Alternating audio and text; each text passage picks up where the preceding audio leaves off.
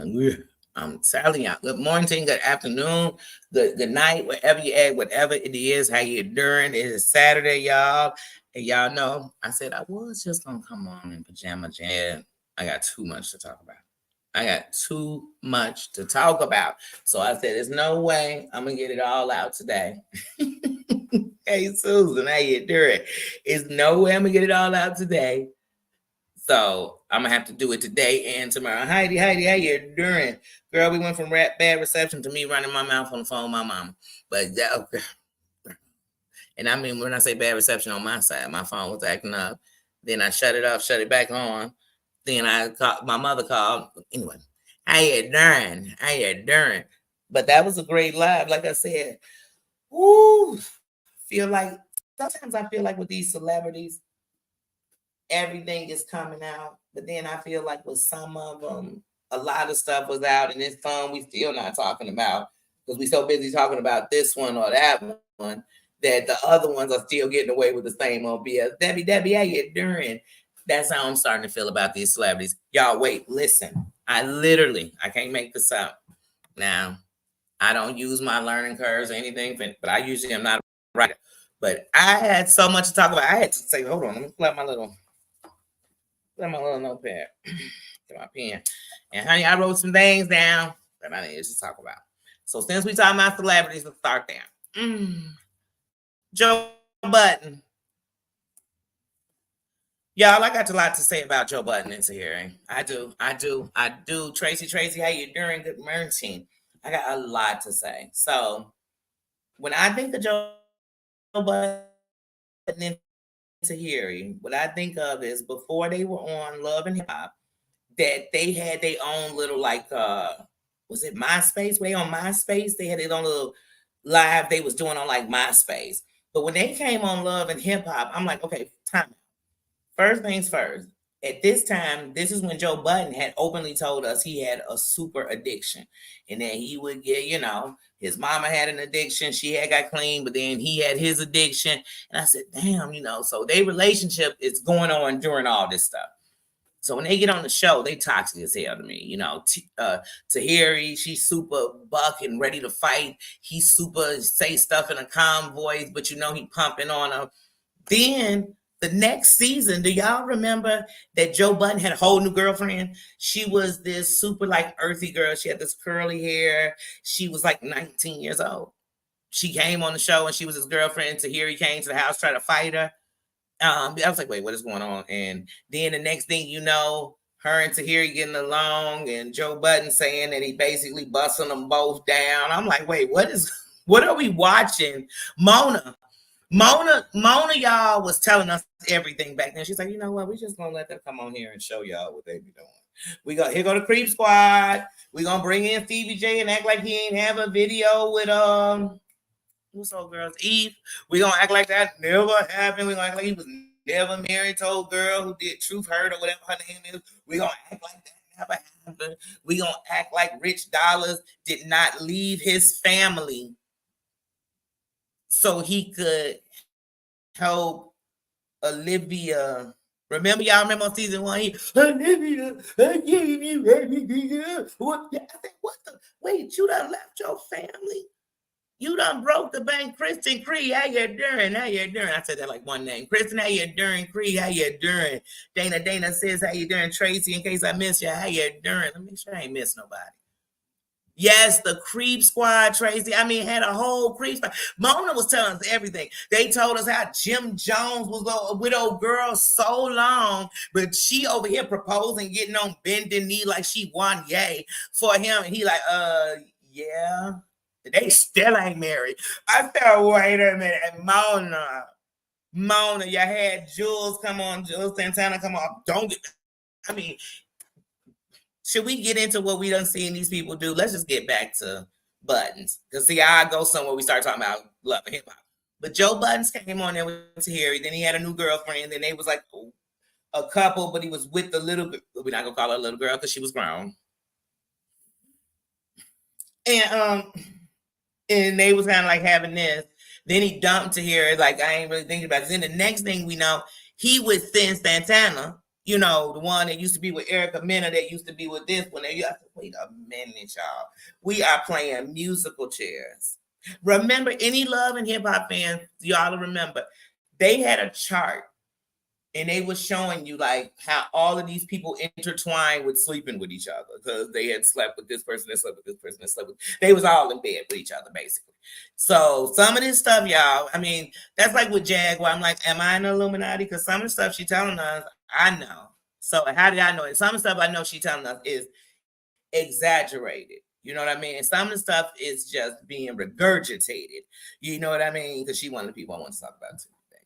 Not in celebrities, just what's going, what's big, what's trending, what's from this industry. That's what we'll say. That's what we'll say. I know hood celebrities. I know it's restaurants. As far as I'm concerned, the cook is a celebrity. But you know all those creeps are, right? Yes, yeah. So then remember he got up with Sin. Once again, Sin, younger, about half his age. He because remember, these men be like 50. Jay-Z signed his contract at 30. I mean, they be old. Like they don't be young. The chick be like 19, 18, 21, 22. You be like, oh, that's but anyway. But then he got up with Sin. Then Sin got pregnant. He had the baby. Then remember, Sin is on there begging him to sleep with him. Oh, I just want you. I need you so bad. You don't want me. I want to go on a trip. I just want to have sex. I was like, God, Sin, please stop. You know what I mean? Then Joe gave us that, proposal. He said, Sin, I love you so much. I want to marry you. Then when they broke up, she was giving us implications that he might, creep. Yeah, so I creep it on the down low. I said, wait. Ooh, and then we disappeared from that. And now we back. And they like, Joe Buttons was stomping Tahiri. I'm like, we know. And Tahiri was stomping on Joe. And I'm not giving that as to justify. But we seen this toxic shit 10 years ago. I know I did. I ain't know who the hell Tahiri was. They like, y'all know Tahiri, she a butt model. Everybody done seen her booty. Look her booty, her booty, her booty, her booty, her booty, her booty. I said, I'm sorry, guys. I don't go looking for the girl's butt, so I don't know Tahiri by her butt. Unless her name was Big Booty Judy, and I know, Big Booty Judy got the big booty, and that's her name, go with the big booty. Then I know that. But when she came out, I'm like, I don't really know who Tahiri is. She's his girlfriend, and she's on Love and Hip Hop, but who the hell is she? I don't know. 6 degrees of separation. With them, it almost seemed like 6 hotels from separation. 6 rooms. They were 6 rooms away. Because I mean, you'd be like, damn, weren't you just with and that person this week and that? And they'll do it on the same show. You'd be like, wait, season 3, y'all getting married? When season 1 you were best friends with? I'm lost. Do you, boo? Do you, boo? Because whether the camera rolling or not, I don't want that close kind of relationship. Like, yeah, that used to be my best friend's baby daddy. That's my husband. Say, what? How did we get here? Were we not best friends when we became best friends later? Because she was a baby mother and I married him and then we became best friends. And that's how we became best friends. Because otherwise it sounds real weird. Wait, that's still to each his own. To each his own. Motel 6 degrees. Do y'all remember? Shoot, they swore that what's her name? The one that was so in love with Ray J. They swore she was giving head in the alley. I said, y'all are on here telling us this girl giving head in the alley. Like, first of all, what are any of you superstars doing in an alley? I just need to know if y'all such celebrities, why are y'all in alleys? Like, was it because when you think of it, when I was a kid, I didn't even realize it was an alley, behind my crib, because when the TV showed us alleys, every time somebody went in the alley, something went wrong. You know what I'm saying? They went down the alley, smoke started coming and shit. The music came on. Some music just lets you know somebody about to get something done. Yeah. So what alleys was they in? I need to know. Somebody let me know. Slide by and let me know. Let's see who else I want to talk about. Oh, I dropped my messy pen. This pen writes a mess. Let's see. Oh, Jag. Let's get on Jag real quick. Now, I brought her up briefly just a second ago when I said Jag be telling some truth, regurgitating some shit. and then telling us some shit we all know. And we ain't in the industry. I don't know Clyde Davis and none of these mofos. And I don't worship none of these. I turned on Clyde. I thought Clyde Davis was something until Whitney Houston was whole in a hotel deceased, and he was still having his kickback, and they were still getting dressed to go and posing. I said, wait a minute. I'm just a Whitney Houston supporter. You know, we sung it in our kindergarten graduation. And I've been in love with her my whole life. And ain't no way I would have been up in that hotel having a party. I would have been in that hotel like Ricky's mama from Boys in the Hood. I'd have been, Whitney, oh, Whitney. Because, I mean, come on, y'all wasn't home like that. These moms was up in the same hotel, coming in, stopping, stopping and posing, y'all. And then occasionally a few of them would stop. Hey guys, how you doing? And every time they eyes went to the side, I think, who coming through? The corner? Because I mean, you knew it was the police. There's all this shit. There's the whole investigation going on in Whitney room. And we're here today. Yes, the what? Rest in peace, Whitney. We love you. I grew up to you. I love you. I love you. I don't know what the music industry will never be the same without you. Bitch, if y'all go sit down. Because the night before, y'all had pictures of Whitney with blood dripping down her leg. Y'all had her on stage singing so bad. Kelly Price and them had to come up and save the day. I mean, Kelly and them had to come up. Who was it? It was Kelly Price with like Monifa. They came up on stage like, hi, yeah. And Whitney was like, oh, because you know, Whitney was still a diva. She was like, wait, bitch, what y'all doing? All right, I'm Whitney mother Houston. That was the night before. But anyway, so I turned on Clyde then. You know, I knew he wasn't on shit. I turned on him right that. Well, Chicago alleys, the scariest thing back in the day was the rats. That's why you go in the alley, it's a sign on the alley, and the picture be like warning, and the picture of the rat bigger than you. You like, why is the picture that big? Because back in the day, them rats used to run up on you like they was in gangs. You know what I'm saying? They was set trip. It's like, what you doing in this alley? You thought you was about to stop here and pee? I ain't playing that tonight. Like, I ain't playing that tonight. You got some snacks?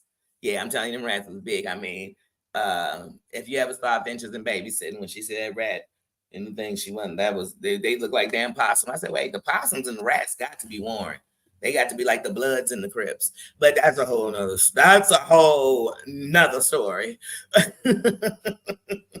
Chicago, they ain't doing the transactions in the alley. They doing it right in your face. They own the street. So if that's the block, it might be in the house. But the alleys, yeah. Marsha, how you doing? But yeah, but Jag, recently Jag was saying that she knew Faye's son was Tupac's, and Tupac they need to take a blood test to prove it's Biggie. First, I want to and I just literally said these words I'm about to say to somebody earlier.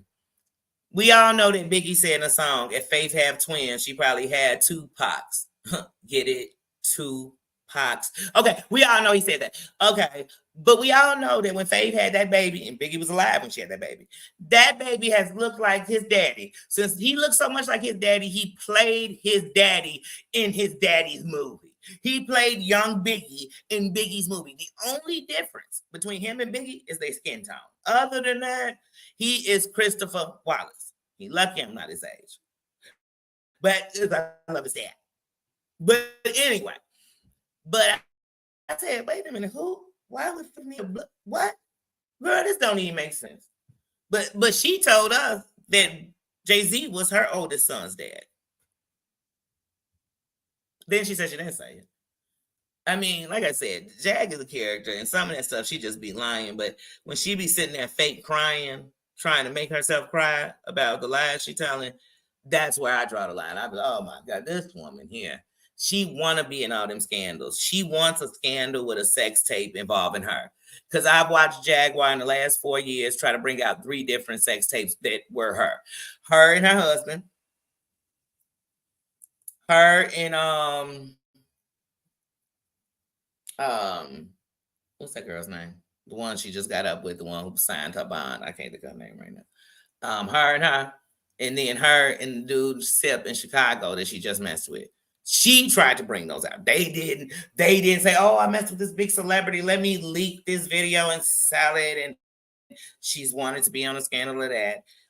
She done said she rescued girls from Epstein Island. How, Jag? How, Sway? Tell us how. Hmm. And if you did do that, trust me, you wouldn't just be sitting on platforms boldly putting it out so it could trend. She told us before that she and I actually got that video. I went into my clouds, y'all. I went into my clouds, honey, and I realized how many things I had on my clouds from this internet, auntie. And one of those is the one of those, with Jag. Like I said, she told us she never wanted to be a singer, that she only was in the industry to release women and free women. But when nobody seems to ask Jag in her process of freeing all these women and doing all this stuff, how come ain't nobody grabbing her? How the feds ain't saying, you know what, Jag, we need to talk to you because you got some real evidence you done got. None of them. They not the local police. None of them want to know if Jag could. Not one of them. It's as viral as she's going over the internet. Notice the feds. No one have reached out and said, Jag, you got the key. And why do you have the key to everything? How come you know exactly where everybody was assaulted? 187, where they got robbed, whatever. You know everything. She knows everything, but about her. Really, Jag has told on herself. I've heard Jag say she slept with Big L, Jay-Z, Common. Time out. Tiffany Haddish looked like a real goofy hanging with Jaguar Wright. One, because Jaguar Wright said the most disgusting things about you, Tiffany Haddish. You know what I'm saying? And if that's just what the clout chasing is all about, then go ahead and clout chase it. But then secondly, wasn't for the longest time Tiffany Haddish in love with Common Sense? Well, Jaguar for 4 years has been running around here calling him a predator, basically. And you hanging with him. So you must believe it. So I better never see her talking to Common, none of that. Because if I believe a man would do that to a woman, I'm not going to want to be with him. So like I said, that was weird when I saw them together. Like, just last week, she was telling us how you got passed around. She was saying how you are Chingy because he didn't remember years ago that y'all got up with each other. That means you are. That's what Jag was just saying about you. She has no clout. I like Tiffany Haddish, but then she got stuck in a one-way type of person, and she just became that character. And I was just like, it's getting kind of repetitive and old with me. You know what I'm saying? She's funny. I mean, I give her that. She funny, but I mean, Jag is going to take her to the bottom. Like, because I mean, Jag be on the loser cloud. Like I said, I'm just thinking of the celebrities Jag has said she slept with. I mean, every time she names somebody, she slept with them. Even when she just got up with Birdman and then Baby Brother. When she first was going to do the interview with him and she was bragging on, because I watch Jag on the internet and shit, watch her make a fool of herself, watch her I watch her set up plays everywhere. I watch all of that. But when Jag was first getting up with him, she kept saying she getting up with the most famous of the brothers. I said, that's Slim then. even when the brother Jag got up, it was on that blue couch.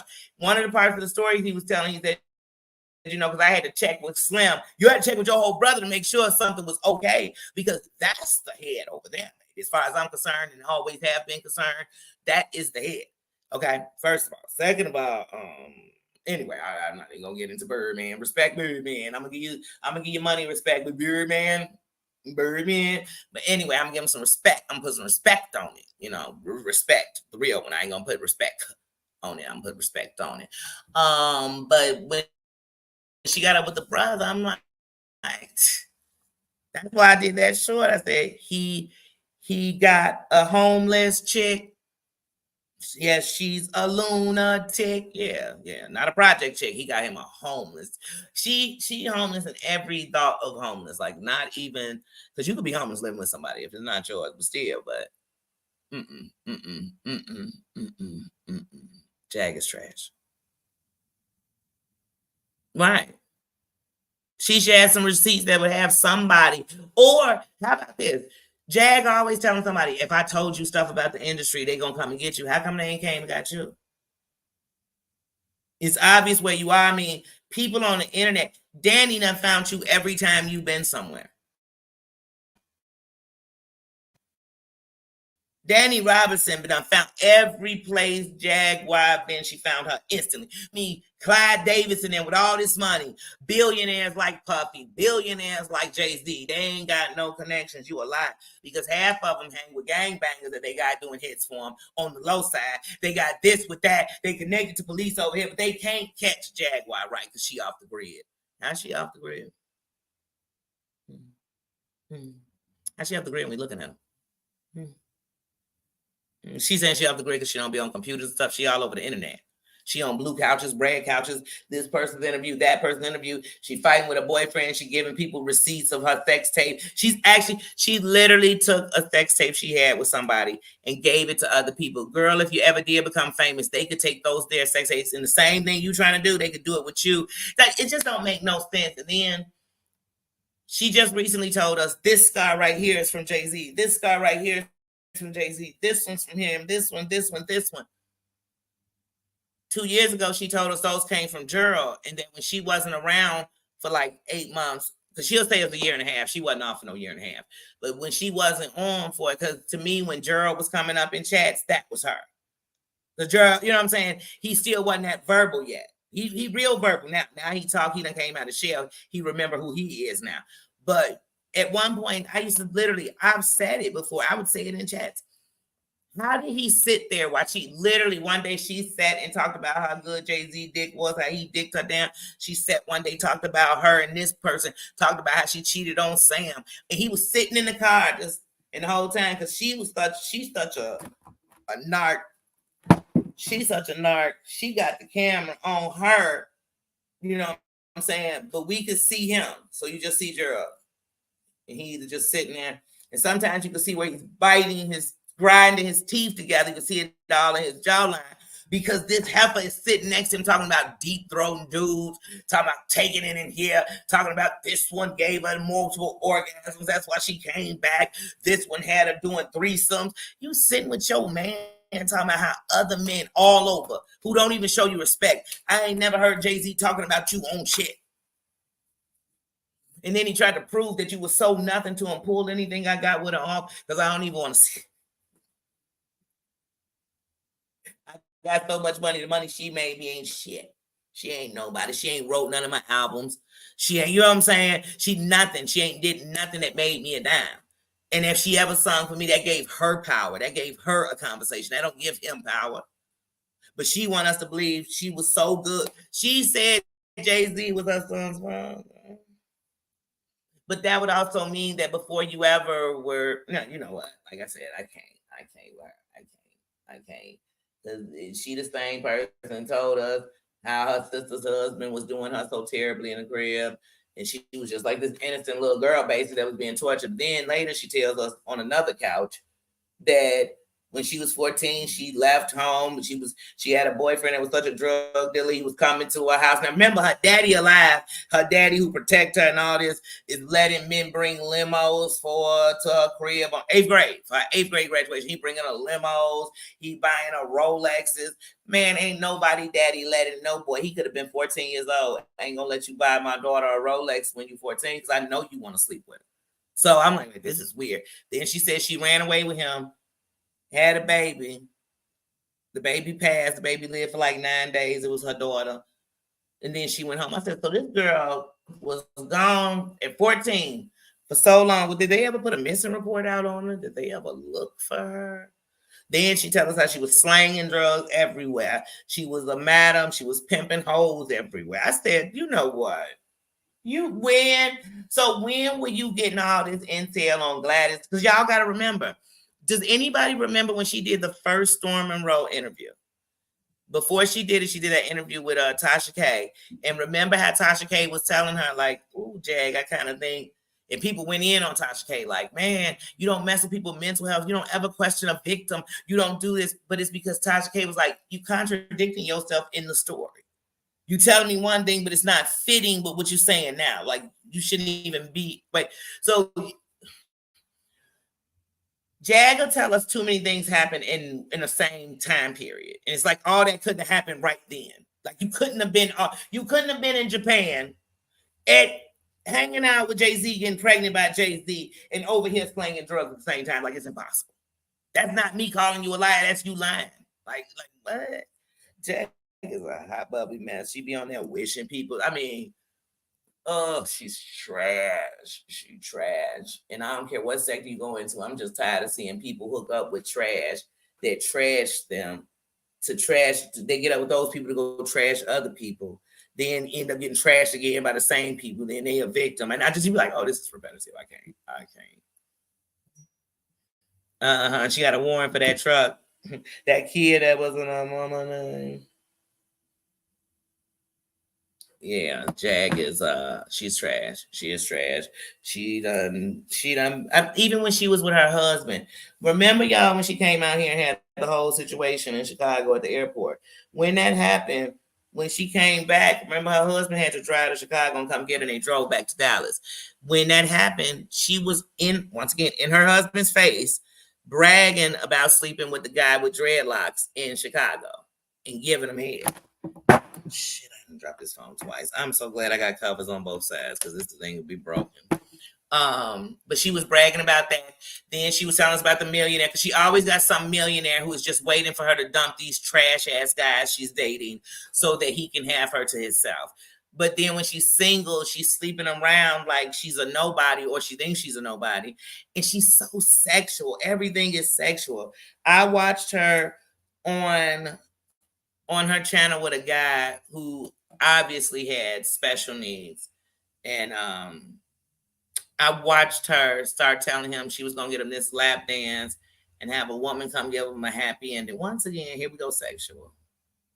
Here we go. What? The perversion that lives inside that woman.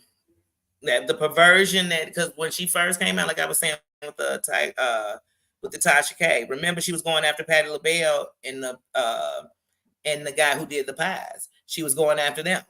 She was telling us all, like, she know everything. She know what everybody did. I just recently heard her dog out Maya Angelou. I mean, say the worst stuff I've ever heard about Maya Angelou. And some of it could be contradicted because I know, but anyway, and not saying, because everybody got flaws, but Jag, tell us yours. Tell us about all that D you done laid out. Because you told us that you was sleeping with Big L, Jay, all these people that was all homies. How you know for a fact Jay took, I'm not even going to repeat some of the stuff because it's just outlandish, the shit that's coming out your mouth. So Jag, look, talked about her. Anybody else on here that's not a YouTuber? No. Okay, now we about to talk about some YouTubers. So y'all know Danny be everywhere, honey. Y'all know I be everywhere. And I got an attention deficit. So if my attention ain't being met, if you can't hold my attention, then I get out of there. But y'all been... I'm so glad I haven't had a conversation about this Val situation yet because it just keep getting deeper. It is got so many layers that you can't just talk about one part of it. It's like, these are the layers of that for me. I like Val. I do. When I'm gonna say it over and over again, I ain't gonna change my story. When I first saw Val, I saw her with what's her name? Lipstick Alley. Is that her name? She used to be over there with her. But that's where I first saw her at. And here's the thing about YouTube. People like to hold people for anything. They like to take a piece of what somebody said. They like to, everybody is the holy grail. Everybody is the holy grail. Everybody is the father, the son. You know what I'm saying? They everything but for themselves. All the stuff they want everybody else to do, they don't even do. But so I don't judge people like that on the internet. This is the internet. And if I'm in shit, you might get the shitty side of me. If I'm, who knows? I don't know. But people should learn, like, stop trusting all these people. You know what I'm saying? A dog bring a bone, take a bone. It's a bunch of stuff. But this thing has broken down into several things. It's broken down into imploding. So from in the inside, I'm watching it just exploding from the inside. And that means the people that are so-called friends. So one day we saying Kat, Val, Kimmy, all them up together. As this has went on, even when I see them together, I can feel some separation. It's in the atmosphere. But then you got the Val and trees shit going on. Now, because I be everywhere, and one of the things about being everywhere and I'm watching everything, you've seen a lot. I remember the first time I ever heard Val go off, like what that I heard, was when I heard her first go off on trees. Oh, she read her. But see, because Val loved God and speak on God, don't make me think God, Val don't curse. Val ain't never this. She ain't that. You know, once she got clean, she just this. And I don't think of people like none of us are perfect. And all of us are fighting every day not to be the worst of us. That's really what I'm doing. I don't know about everybody else, but that's what we're doing. So I never looked at Val like, oh, she cussed somebody out, so I look at her as less of a God-fearing person. I know some people are close to God because life has been real dark. And when he showed them some light, they can't let him go. And so that's the truth. So I don't knock people for that. And I don't think that means that you are a perfect person. But people are always on her back. Oh, she cussed. She can't be an evangelist. Oh, she did this. Oh, she did that. Oh, she did this. Oh, she did this. But also one of the things she's done that I've seen over the years that I've seen Val, and I've been looking at Val for damn near 4 years. That I've seen with Val is she's never stopped talking about God though. So she does do that. So I can't say she hasn't. I would never be like, hey, take the evangelist out your name. Hey, do this. Like, what the fuck? Why? First of all, a name is just a name. You hear me? It's presidents. I'm like, oh, that's my brother. That's my brother. I also don't walk around this.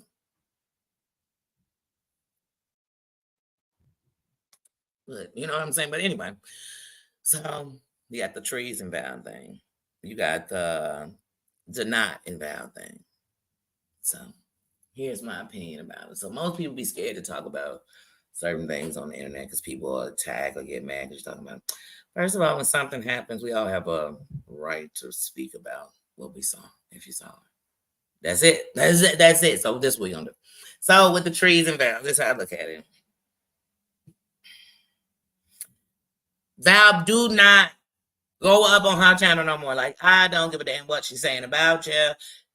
Just don't. Because one thing, because I'm a strong believer, I ain't going up on nobody's channel because they talking about me. That's called the bait. You know what I'm saying? So if they done threw in the fishing pole, you know, hook, line, and sinker, they done got it. And they done reel me in. I don't think so. And 9 times out of 10, when you go up on somebody's panel, if you come standing exactly where what you were, they gonna mute you, drop you, you know what I'm saying, talk over you, never let you get nothing out, only highlight the worst stuff people in that chat saying, because there's gonna be people in chat saying good shit. They're not gonna bring that to the front. So why would I go? And people say, because I ain't afraid to go in the Lions Den. Yeah, everybody who said that never came out. That's what you got to know. They only say one person went into the Lions Den and came out. You get what I mean? And that's in a Bible. We ain't seen that in real life. Who went into the Lions Den? Because I know back in, where was that, in Iraq, when that Saddam Hussein and them son, they was feeding people to the Lions, weren't they? None of them come out. They ain't come out the Lions Den.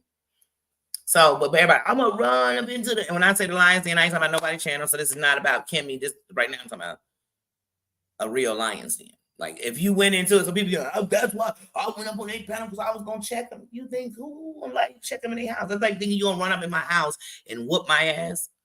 Okay. Anybody that's about to tag walk you, period. We're gonna take turns tag walking you.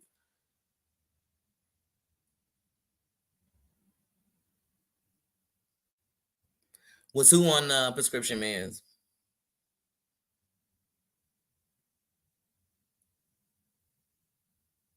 Yes, yes. The things Jag says in front of her mates, you be like, I don't even. Let me tell y'all something. I like real men. And when I say real men, meaning I'm not here to tell you what kind of men they should be. I'm saying that I like a real man, meaning any man I mess with, I wouldn't even play him like that because I would never do a real man like that. Could you imagine that? Because to me, I'm a real woman. And by being a real woman, it doesn't mean I got a real vagina. None of that. I'm a real woman. So here's a real woman to me. Ain't no man I'm messing with gonna sit next to me and be like, man, I used to tear this girl off, and man, I remember she used to give me head. I'd be sitting there curling my toes and shaking. I wish I would, because I'd tell her, hey, why don't you make one stop to her crib? Get out. Whatever you got, trust me, you can find it on the line. To the left, to the left. I promise you, I'll be singing something. To the left, to the left. Everything he owns in a box to the left. Baby, no way. No way. So I wouldn't do it to no man. No man I was messing with would I sit and do that to. Not so I could see him get jealous, not so I could see him get mad, not so I can, But she did it to him so many times. And one day, this back when I'm telling you, when she used to be on Nosies, because Jag talk about how popular she is, but she make other people get the numbers, so that ain't good nothing for you. But anyway, Jag would be doing it so much that one day he finally just was like, she might have been on AT2s, because there's sometimes she would just take it too far. One of the times was when she was on AT2s and she was talking about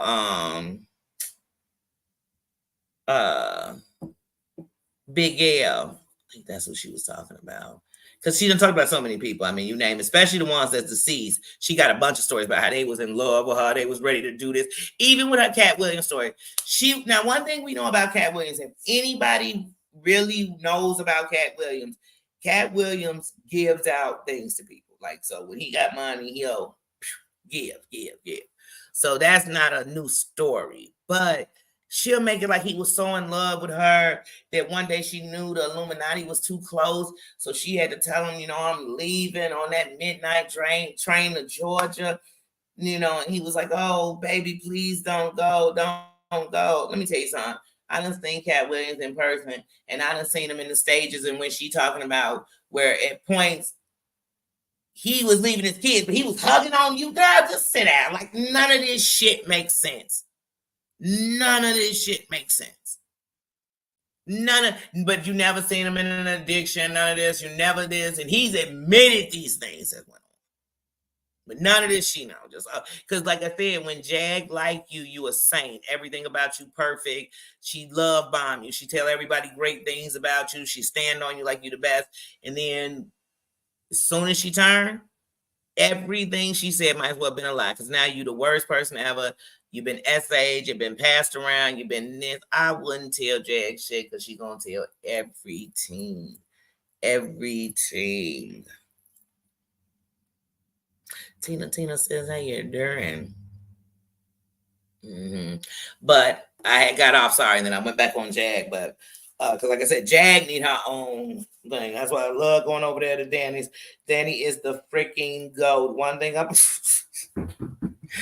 Danny came on here the other day, y'all, and did a live on Danny Montana that said this whole whole motherfucker sector. It said the Black Tea sector, the Jaguar. It said the sector's on fire. I mean, it was on fire. It was a fire. I went to go get a Pepsi, y'all. I literally had started watching it earlier, and I forget. I had started watching it at the beginning, so it was just coming on. So the music coming on. She was playing music at the beginning of the thing. And I said, okay. I end up going somewhere else, like I'm coming back and watch. I'm watching something else, and then I get a notification and say Goody going. Now I done completely forgot what I was watching. How you just like when you change the channel, you start forgetting, like, what was I watching before? But anyway, Goody comes on and she's talking about the Danny Montana. I said, shit, I was watching that. It must have went down. So I'm gonna have to go back. I'm gonna have to rewind slow and go back and go see what happened over here, right? So I'm watching Goody, and then I'm like, shit, I'm in here. I came in the chat, showed some love. Goody showed us up. Let me tell you something about this. This is how I feel about Goody. One thing about Goody, she's a talented mofo, because she actually sitting here putting together real videos, you know what I'm saying, showing you something, but literally breaking down this shit and what she watched. And I'm sure if she talked about everything she watched, you could show you go everywhere. And sometimes I'll just talk about this because I'm here a lot. Then I'll talk about this because I'm here a lot. But the truth is, I'm always a lot of places. They break it down this shit sometimes. It's entertaining to me. It's entertaining to me. So watching a breakdown, I love that. Before, when I used to hear about Goody, I'd hear Dear Yvette, but I'd be like, I don't even know who it is. You know what I'm saying? Like that she's talking about, I don't know. Then when I went over there and watched, I said, oh shit, she just breaking down what be going on in the sector. Like, that's it. So, and she telling the truth, because like I said, a lot of the stuff I watched. The only thing I didn't, so like with Wiley, when it comes to like, so when you hear people break down stuff, when I think about Wiley, I think about when I started watching Wiley was when some guy came up and was saying he messed with Wiley, and he was going on other people's like channels and talking about it and trying to call it. And then a couple of times Wiley had called in. Oh shit! Hold on, y'all. Hold on. Hold up. Wait a minute. All right.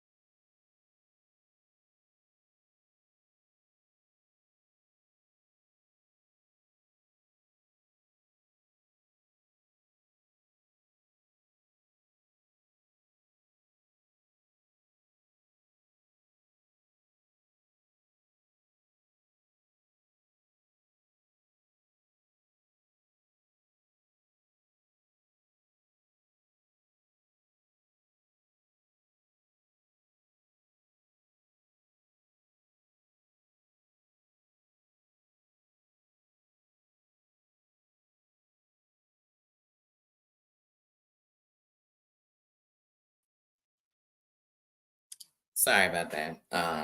I plugged my thing in too late. But so when I started with really watching Wiley, some guy was coming up, and so he was going on whose panel did he go? What is the guy? I can't remember. He was so cute. He was just sassy too. He used to be all in the mess, but he went up on his channel. But anyway, he was going on different people's channel talking about. That's how I started watching him. As far as with T.S. Madison, and like, because I hear a lot when people talk about the beef sector and shit like that. And I didn't know this to just listening to people in the beef sector talk about it. I didn't know, because I used to watch T.S. Madison and Kaya together. And when they broke up shit, I was watching both of them, to be honest with you. I'm still subscribed to T.S. Madison. I mean, I haven't been over there and watched as much, as I did before. But I was deep in it when they was going through, when they was feuding, when TS was pulling the moves, when TS fired the dudes that worked. I still think I'm subscribed to them still too. Like I said, I was all in those. But once again, I didn't pick like, oh my God, my loyalty is so that if you there, but I watched all these things. But Goody, like I said, so she always is talking about something like she gave us some history. I remember that. Damn, I forgot. I didn't even realize that's who he was talking about at that time. I didn't even realize. So, like I said, once again, I like hearing the history.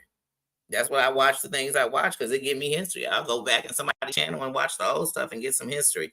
So, like I said, I'm watching Goody. That was good because I said, damn, that came from Danny thing. So I said, let me go back and watch the Danny thing. So literally, I go back, watch Danny's live, and then I see Val is live. I said, oh shit, Val got to be bringing up this whole thing about her sister. But then when I watched live, she wasn't. I said, wait, she ain't seen this yet? And that's why I be telling y'all, see how people will bring y'all information, but they don't bring you everything. Because how did you not know that had happened? But then later on that night, she went live and cussed Denat the whole fuck out.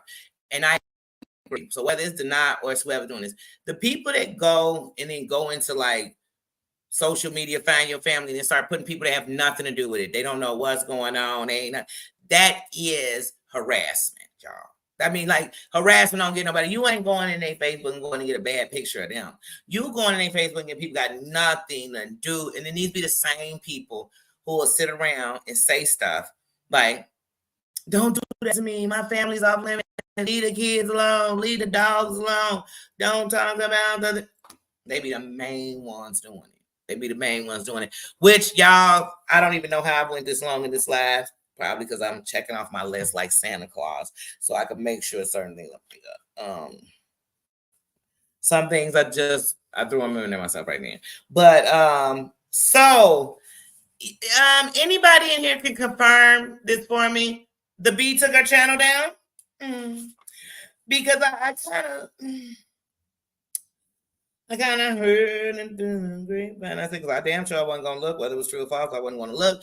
Then I saw that Keeping It Real with Lefty did an open letter to the B, saying, "Girl, BB, come back.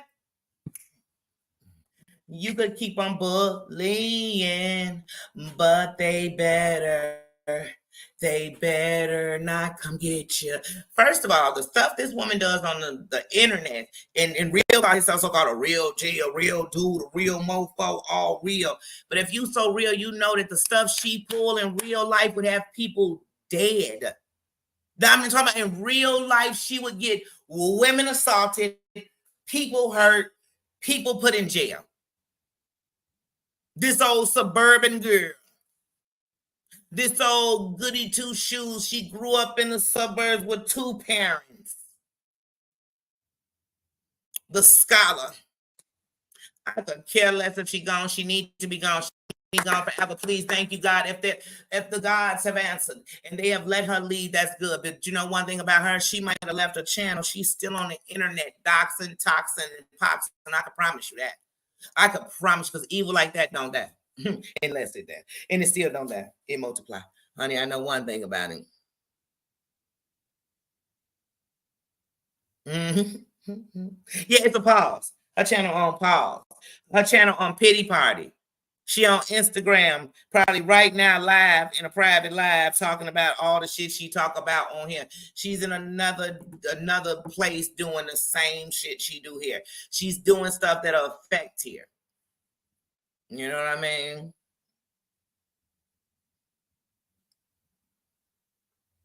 But if she gone, hallelujah. Hallelujah. Hallelujah. Because to me, she has not gotten anything to what she's done.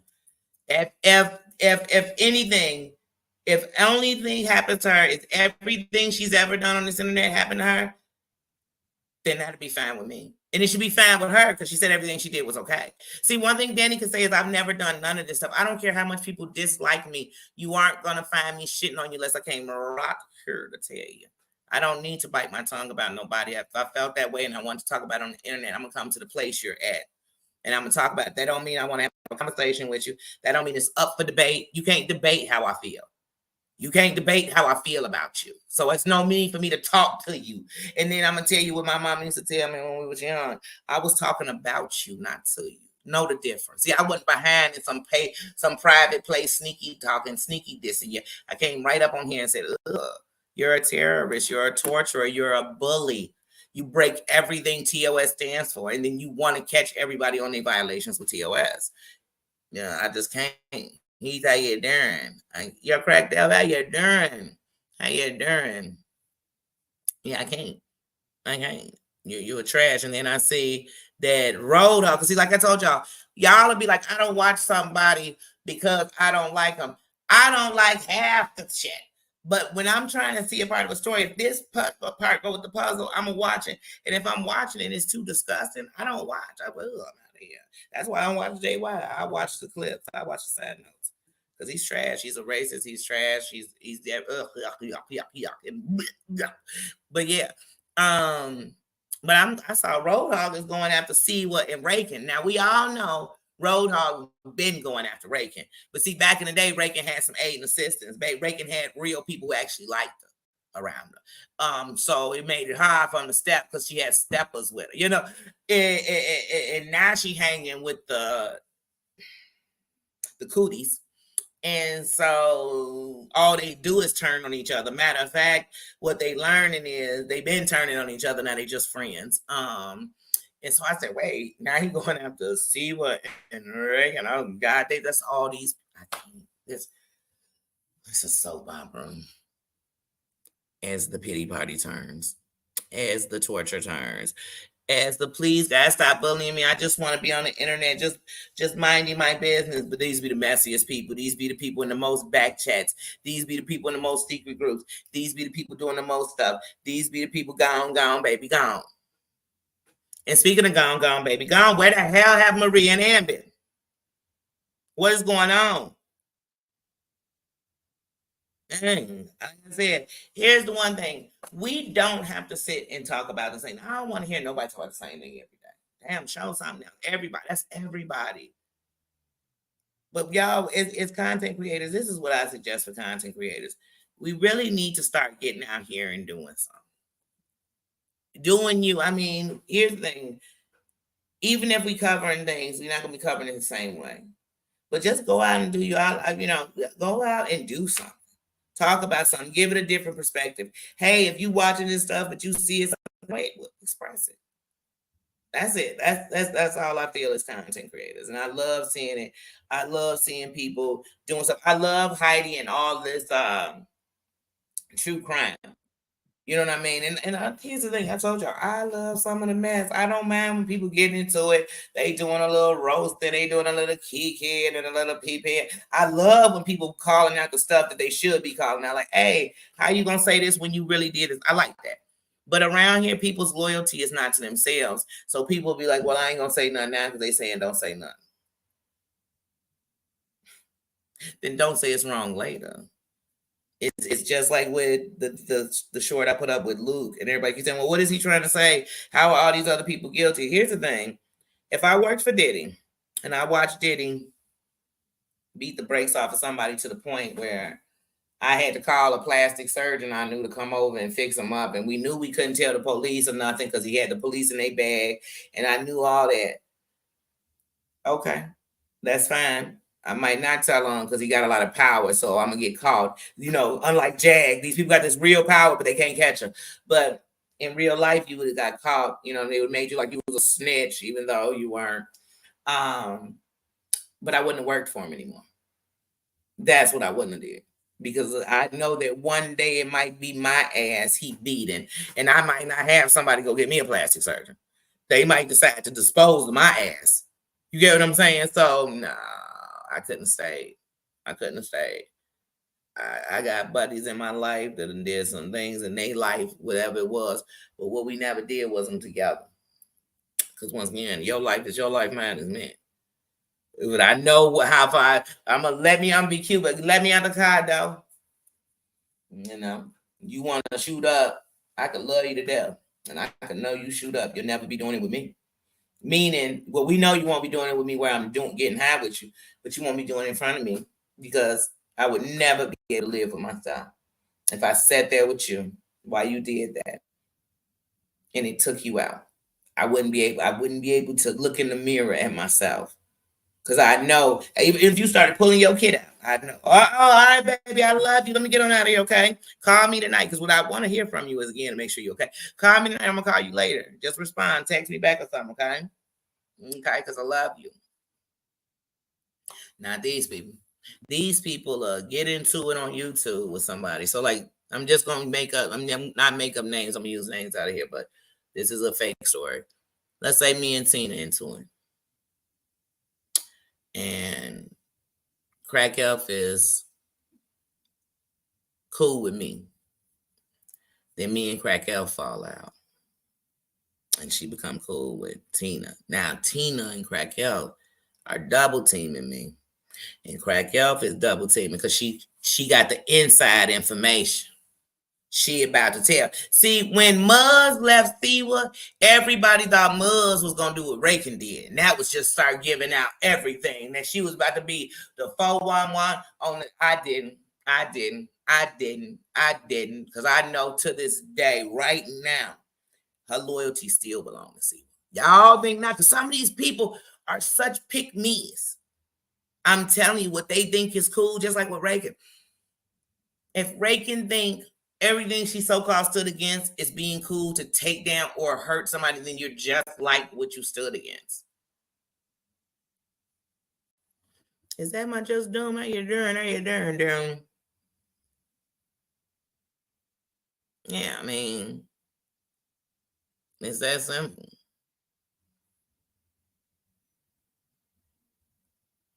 Yeah, she didn't. She probably paused it. That's what they're saying. She probably paused it, like their great leader does. Pause it. Pause. But yeah, yeah, I don't know. And even what Reagan did, I mean, one thing about life I've learned, when something happened, you don't worry about what everybody else did. You worry about what your part was, so that you don't put yourself in the same place anymore. You know what I mean? That's all you can do. Just okay, you know what? I was naive. I shouldn't have been. You know what? When that chat went from being this to that. Because see, if we buddies, if we need to talk, let's talk on the phone. If my buddies only want to talk to me on some app or in some group or in some recording, or it always sound like they taping me when we talking. Those aren't my buddies. These are people looking for, something. I'm a very open person. I don't call myself forgiving because I'm nobody's God. So I'm a very open person, and through that I get understanding, and I don't hold people to mistakes. I really don't. But this shit and this internet be repetitive, and you just keep seeing it over and over again. Last year, when the whole thing came out about the pictures with Mims,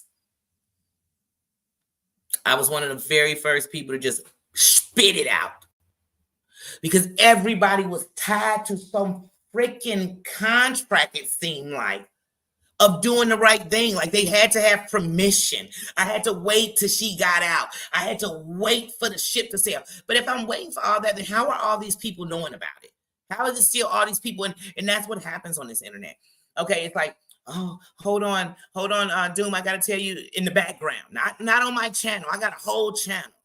Oh, Doom, let me tell you the most terrible thing about this person. We can't say nothing. Don't say nothing. Who involved? I can't say nothing. What is that? Can't say nothing. Why am I telling you anything?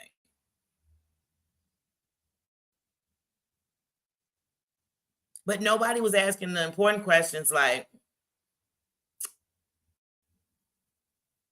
if y'all never would have fell out with the B, would this even be out?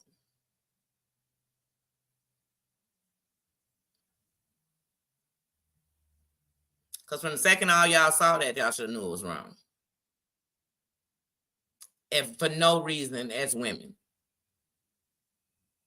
But once again, these will be the same heifers that swear I done passed out pictures with Heidi of I ain't never passed none of you bitches, and I never will. If y'all out here, I say this to all you women, if you're out here meeting a guy who wants naked pictures of you on this internet, he wants nothing from you. He wants nothing from you. And don't be surprised if other men see it. If it's on some site you know nothing about, don't be surprised. Don't be surprised they'll pass it out to your enemies. Don't be surprised. And don't be surprised if the same bitches that smiled in your face will be the bitches that do it. Don't be surprised. And so when I keep seeing this same pattern of, hold on, in this secret place, we were being this, but now I want to expose it because, oh, my eyes are wide open. Oh, and by the way, everybody suddenly doesn't like me anymore. Because none of them just do it because they stand consciously or they stand proud or they stand as women. None of them do it because of that. It's because I'm mad at one of these other bitches and I want to make her whole life suffer. And who cares who else goes down with her? Who cares? Who cares? So like it's just over and over. Mm-hmm. Mm-hmm. Yep. Mm-hmm. Yep. Agreeing. Yeah, they go after JY for years, but then when they like, oh my God, my ship is sailing. First of all, his ship is sailing. When I went back, Crack Elf, and when I went into my clouds, and I saw videos of him in 2018 singing the same word for word, different people's name in it. You get what I'm saying? How they attacking him. He's the victim. He's the victim. The same seed over and over. And I also saw how we're watching this man self-destruct. Okay. And half the people are there just for that. You know what I'm saying? But it's just over. But everybody is, oh, it's such and such fault. Oh, it's such and such fault. Oh, it's this fault. It's their fault. It's their fault. Then people are your friends and your enemies and your friends and your enemies and your friends. I can't. I can't. I can't.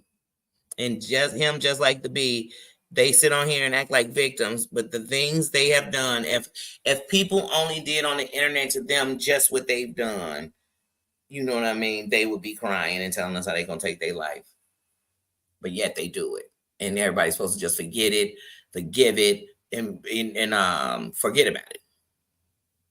Just forget about it. Just forget about it, period.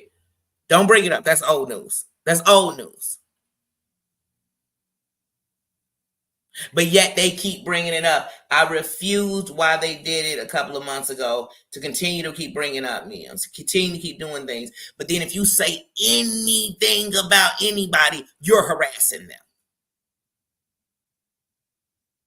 Y'all blatantly disrespecting somebody who y'all were blatantly disrespecting, and who you won't stop. And you know what? You'll never hurt what I feel about him. You'll never hurt what I think or know about him. You'll never hurt any of that. So what you do is just remind me that you all are exactly who I thought. Because like I said, whether it comes to her, whether it comes to, what's the lady's name, Nancy? Whether it comes to how every single woman, like I said, in those videos I got videos of him snotting and crying about Amber.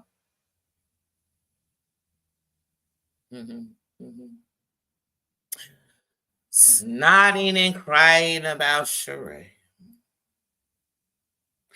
I mean, like I said, just last October, he was telling Jules she wasn't shit on Sophie's channel, and how he couldn't believe Sophie had her over there. And Clark was her piece of shit ass sidekick, basically. I agree. You know, but yeah. But then they became bosoms. Now they best friends. And it's only to torture people, to try to torture people, but then not want to be tortured themselves. I ain't gonna lie to you. If they doxed my family, if they did that kind of stuff that they've done to people, to me, running from them make you pussy. And that's why they're gonna continue to bully people. So they need to be gone. Am I saying should I stoop to their levels? No, but that won't stop till they are held responsible, however that is, for what they've done. I won't get tired. I don't gotta be on here. I could retire this whole channel and still focus on that 24/7.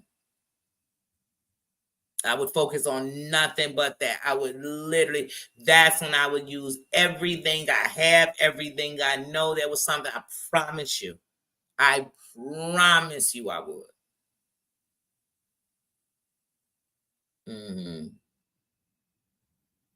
Different name, same story. I was watching some of the videos, and because back then I would just record what was important.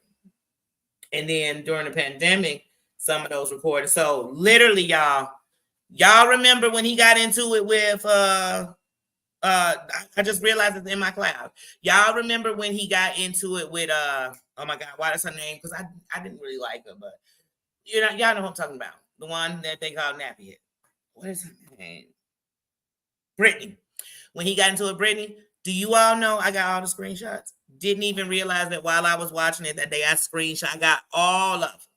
Every face he made, every word the chat was saying to him during it. Forget what you said, baby. Sometimes it's more priceless. It's priceless, the chat. Especially when it's what happened at the exact moment.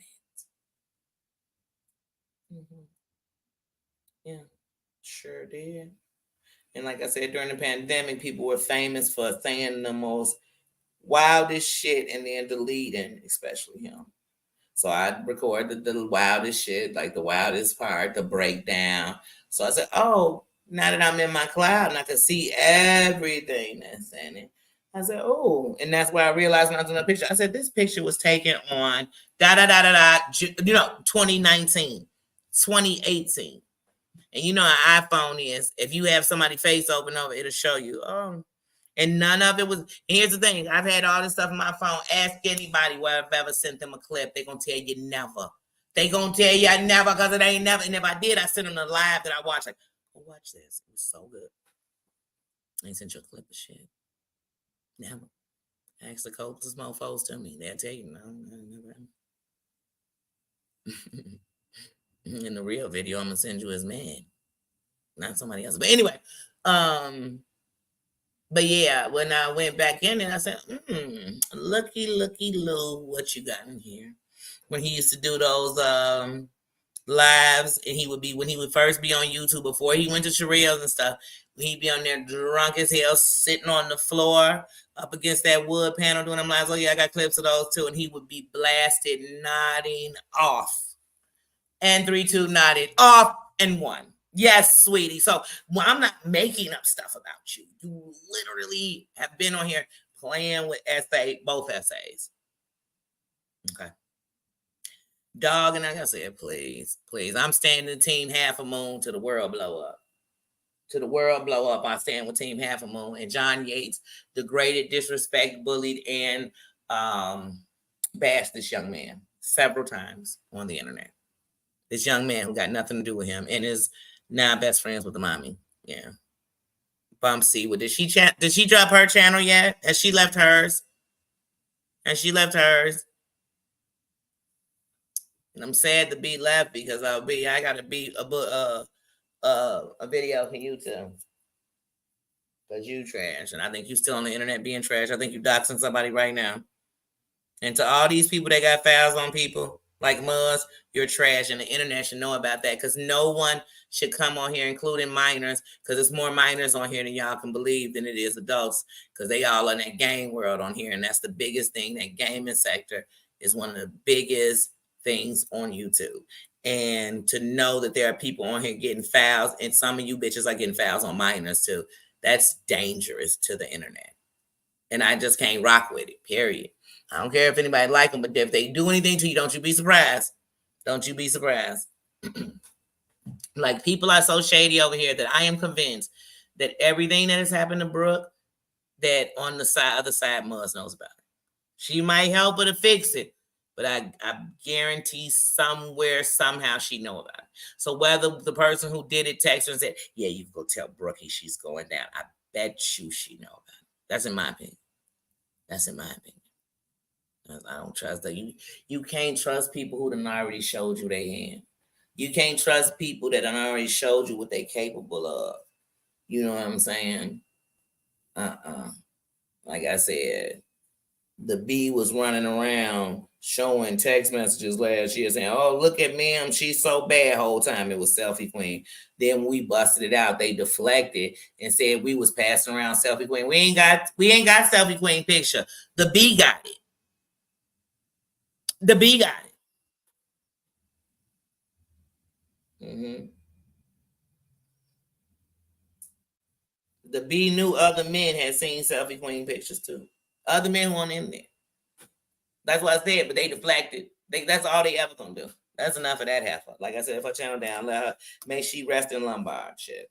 May she rest in Lombard shit. But what she got to know is some of the shit she did won't go down like she went down. So it's not. I'm still gonna talk about it when I feel like it. Let's say something down. We spoke about how Roadhog is going after Rakin still. He been going after Rakin for about 2 years. Let's see. Oh, Dear Vodka. Dear Vodka. Y'all know who Dear Vodka is. So y'all know I think Dear Vodka is one of the messiest bitches around. And she's really good for getting somebody around her who she thinks is less than her and trying to puppet them around so she gets them to do her flunky work. So anyway, so Miss Cat Medusa, if you don't know who Miss Cat Medusa is, Miss Cat Medusa used to be the Nox mod, and she got her own channel. She started talking about the Jag, stuff like that, talking about her weight loss. She ended up getting real popular with it. But anyway, right now she does this Get Off Your Chest Monday, and trust me, they be going in, going out. Some of the shit people saying, I'm like, this ain't even getting it off my chest. It's just me acting as if they're important. But anyway, to each his own. They do them. People do them. I never count something that's me. That's them. But when Dear Vodka was kissing Denat's ass, when she was kissing his ass at one point. She used to go over to his channel, and I used to watch him. I mean, I was watching tonight before anybody was even talking about him. That's how I knew he was the person who had put out the "Hear Her Was Dating Goomba," and he was one of the first people that played that Jaguar video when Jaguar was on the Ashes. He was the first person I saw streaming that. You know, he was streaming it like he was streaming it live from her channel. I think I don't know, because she had it on her channel, then it got pulled down. It got taken down, but he was streaming it, so that's how I got up on him. But I saw Dear Vodka over there, and as soon as Kat said she was from Chicago and she was the gangbanger and shit, no joke. Dear Yvette was in the chat like, girl, you got a cash app. I said, wait, it's Dear, because this was around when I was in Dear Yvette's neck. I was all in her red cup. I was all in her cup, pouring that shit over, dropping chicken bones on the carpet and shit. That's when all that was going on. Anyway, when she came for me and kept on coming for me, and I finally said, girl, hold on, let me pause and check you real quick. But anyway, so I said, oh, look at Dear Yvette trying to make a friend with somebody from Chicago. Like, that shit scared me. First thing about Chicago is real motherfuckers do real shit. And a real motherfucker ain't jumping for some other bitch, because a real motherfucker know a real motherfucker will say, hey, you in Chicago, let me come to Chicago and smack that motherfucker myself, not to you smack him for me. But anyway, so I knew Dear Yvette's friendship was fake. Anyway, she would have Kat would come up on her channel, you know what I'm saying, whatever. They were so-called friends. But the bigger Kat got, that jealousy, y'all know that jealousy that live in Dear Vodka's cup. I seen it coming. I said, oh shit, Dear Vodka looked like she getting mad, but she wasn't saying nothing. So then she did this whole live, and she's like, I'm only gonna watch Jaguar for the music. If it ain't the music, I ain't watching. Bitch, when she been over here doing music? Like she done dropped a whole LP or something. This bitch ain't dropped a LP. She ain't dropped a mixtape. She ain't dropped a damn thing. She ain't went on tour. She stood inside of a place and sung for us while she smoked cigarettes. So we know she wasn't doing shit. So like I said, why are you making like she been on here about music? Anyway. So then after she said that, Jag made her a moderator. Then she stopped because she said Jag just doing too much, and she had a wrench back, girl. She ain't gonna do that. She ain't messing with her. So, you know, Dear Yvette do more talking on her community wall because she treated it like Facebook. I'm gonna come on and say some slick shit because I'm typing or whatever. That's what she do, you know, talk crazy on there. Anyway, I ain't saying she talk crazy about me. I'm just saying what she do. Anyway, so Dear Yvette, I never see her up in the Get It Off Your Chest. Like, I never seen her. So I was like, oh, maybe they still cool. Who knows? Whatever. So Dear Yvette went live like last week or something. I don't know. I just seen it the other day. I don't know if it was last week. It's recent. But it was called like, who you calling the old lady gang? Now, first of all, I knew she was talking about Kat. Now, here's how I knew she was talking about Kat by the title. Because Kat did a live and she kept saying, you know, these old ladies out here and they doing this and they doing that. But to tell you the truth, I didn't think she was talking about Dear Yvette, right? Or Sassy Girl. This person I didn't even know had. I thought she was just a subscriber, but I guess she's the content creator now. But we'll get to that. So, I said, damn, I didn't think she was talking about Dear Yvette. But when I'm listening to Dear Yvette, she talking, but she keeps saying ones. Now, first thing, okay, so let me tell y'all something about Kat. This is just my opinion. This is my shot town. This is what I'm going to give her right here. Here's what I'm going to tell y'all about Kat's dad. I ain't no Stone. I ain't no Gangster Stone. I ain't no Black Stone. I ain't none of that. I'm 5 as long as I'm alive. You know what I'm saying? But at the end of the night, when you hear somebody say BPSN, know that they say Kat's father put the P for peace in Black P Stone. He put the P in peace. You know what I'm saying? So he was able to merge because these two different gangs able to merge. And he big in California too, but he's a legend out here in Chicago. That you cannot take. It's not going to be nobody. You can't be hollering that gang and not know without him there is none. So at the end, when she say that, she ain't lying. That's true. Now, like I said, even when she took that picture with Chief Malik, you know, head of the Stones, Chief Malik and his daughter, these are legends. I mean, so you ain't got to be one. These are legends. Especially to gangsterism. They definitely legends, but her father puts the P in BPSN. I'm telling you, so he is a legend. He is definitely a gangster legend. He's definitely in the books. So don't, you know, so, but anyway, so Dear Yvette, does a live with Sassy. Next thing I know, yesterday I see Sassy go live and she's literally calling Cat out. And you ain't no gangster, you ain't this, and you ain't that, and you a bitch, and bad BABLs, you did this, and bitch, you won't. I said, wait, what? I said, I bet Gary Bad is winding her up. And if I'm wrong, I'm wrong. I won't know because I don't talk to neither one of the bitches. But I bet she winding you up because Gary Bad is the type. Did you hear this? Did you hear that? Did they say this? And I was there because I'm everywhere. And did you know this? But she ain't saying shit. Gary Bad ain't gonna get on her channel and call out Cat. She ain't. And I ain't scared of. I ain't scared of no bitch. I ain't damn sure I ain't scared of no bitch on the internet. I ain't scared of no chicks. But I'm telling you that one thing I'm gonna give her that for real. She a real legend. A dirty real legend. And shit, when it comes to any kind of stones, you want to believe one thing: everybody born under that is connected. Shit. Back in the day, them Rukins, you was born into it. I mean, no, we ain't doing gang. We ain't doing that. We ain't doing that. We ain't doing that. We ain't doing that. But anywhere you go, if you hear them saying that, you know they talking about her daddy. So just know that. So the Gangsta Stones, she is not making that up. She is not making that up. Definitely, she's definitely part of the history of Chicago and those gangs. You know, even with the violence, some of it, they kept people in line. They kept things in line. They kept safety in their community, whether people want to believe that or not. But yeah, but that's gang culture. But like I said, so I hear a lot of people on here and they be, oh, it couldn't be, and she trying to, you ain't gotta prove nothing. That's the truth. So like I said, when you hear that, no, they say he put the peace because they were warring bad. They were, and lots of them were going down on both sides. And so like I said, he is definitely a history of that.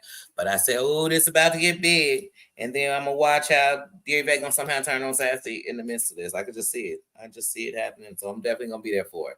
I'm definitely gonna be watching the Sassy Girl. I think I'm gonna go ahead and subscribe to you. Just so I'm gonna get you a subscriber because I'm gonna be watching. I'm definitely gonna be watching. Who else did I need to bring up?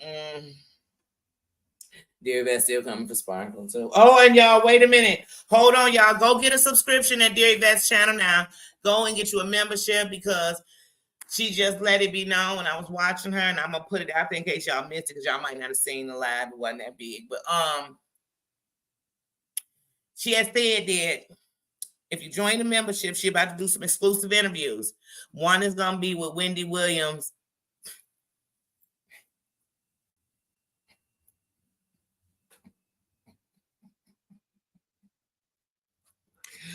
With Wendy Williams and her ex-husband. And all I could think is, one, them two ain't about to do an interview together. And if they are, why are they coming on your channel and saying, let's go into members only so I can answer all these questions? Who gonna be there? So y'all, we need to sign up. I'm not. I'm not interested. And I know, Wendy ain't interviewed with nobody, and I doubt the first place she gonna do her interview is on Dear Vodkas. I doubt she gonna be in there. Yeah. Order in the court. Order in the court. No, that's not gonna happen. I'm not buying it. I'm not buying it. You ain't finna sit here and lie to me. But she said she doing that interview. She still said Genuine's coming. He's still coming, but he said he only gonna do it on members only too, because he don't even want the fake fans to see him because he got to do it on. And anyway, I'm gonna sit your ass down. Anyway, but he's still coming, but she's got a whole lineup, y'all. So I guess since she ain't open the club, they all are coming to members only. So y'all check that out. I wanted to give us some advertisement while I was on. So much going on these YouTube streets, y'all. Exclusive, yeah, exclusive. Yeah, she got Wendy and her husband coming, her ex coming on. They doing an interview. Exclusive shit. Exclusive, all the stuff. All the people that would pay them hundreds of thousands of dollars for the interview, they turned it down. They said they wanted to get on the red cut, honey. They said there ain't no place they'd rather be than on Dear Vodka Slurs. So I'll be waiting for that exclusive. But it's still a snake. Marsha, I'm telling you, the snake, I don't care how much a snake shed, as long as it's breathing, it's still a snake. And the devil I know is better than the one I don't know. So when I see something and I know what it is, so like when I mess with somebody, I know who they are. You know what I'm saying? I know who they are.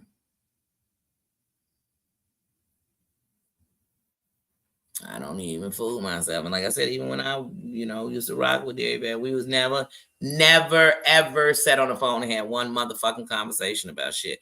The longest we ever was on the phone was like 2 minutes, and I was talking about doing it. We ain't never sat on no fucking phone ever. Never. And the reason we never did it, because I knew it was never gonna be that. Never. I know who I am. So when I know who I am, you could think you're gonna get me on. You're never gonna get me in conversation. And if you do, you're gonna probably be doing a lot of the talking. I might talk with you, and anything I came out my mouth, I didn't mind saying it, or probably already said it. Especially if I'm pertaining with people on YouTube who move around like that. But I just saw how she moved. And like I said, then when she was putting out, they became me, don't talk about 221. I talk about whatever the fuck I want to talk about.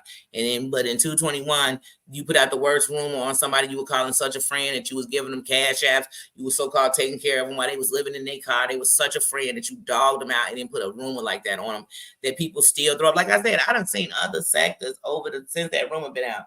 And when they speak on him, they literally call him a pedo. That's sick.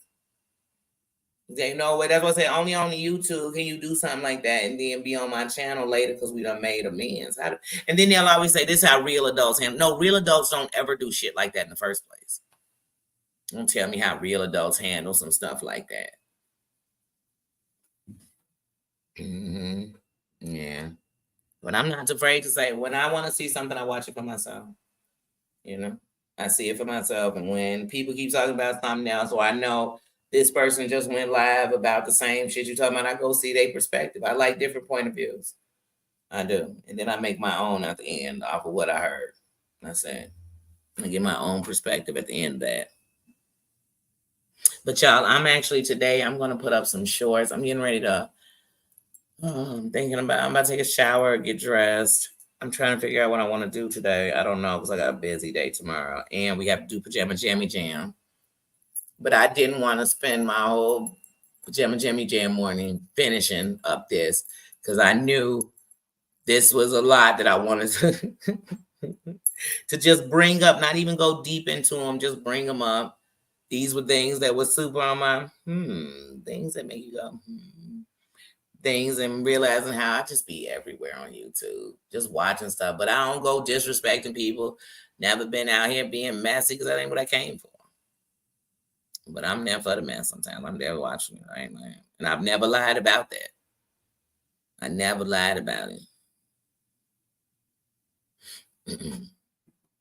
And shit. Like I said, I had a period, even when I was going through my screenshots, in my clips, I saw where I even screenshot the time I put up in John's comments how I hated bullies. And I don't think it take a group of people to attack. And I do agree with that, and I still do. That's why I can't stand when I see all these bitter bitches linking up just to take down a person.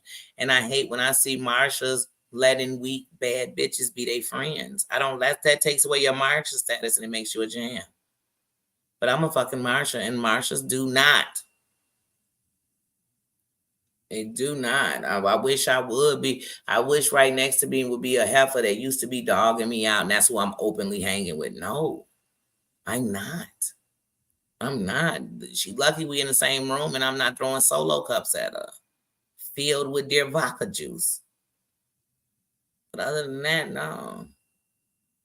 I got too much confidence in myself, and when it comes to my granddaughters, I don't want my granddaughters being so weak that when they grow up, they're hanging with the girl that's going to set you up, the girl that's going to take you to meet the wrong people that'll put you in the wrong places, the girl that'll put you on Backpage and pass you out to her boyfriend. I mean, that kind of girl, I don't want them around her. I want to know she's better than that. And she don't deserve that. Yeah, you can't. You can't. And even right. And then sometimes, like I said, you don't want to say something because on the internet, when you speak up, it's somebody, oh, they're going to dox you. Oh, they going to.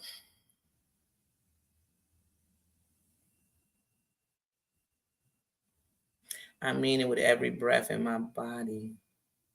If somebody from the internet decided having my address made them feel like they could come, I promise they're going to leave in a body bag. I'm going to make it my duty that that's how they leave. Because I'm going to feel like I've made it very clear that if I come to your door, unless you got a rehabilitation center that I'm bringing a junkie to get free and clean, unless that, If I come to your house, you better kill me. Because I did not come to talk. And I ain't a killer, but don't push me. So that's why I tell people I ain't coming to your front door for what? I can come into any state or town I want to. But why am I coming to your front door? Why do I want to know where your front door is? Why do I care? I don't. We are Americans. Y'all better stop.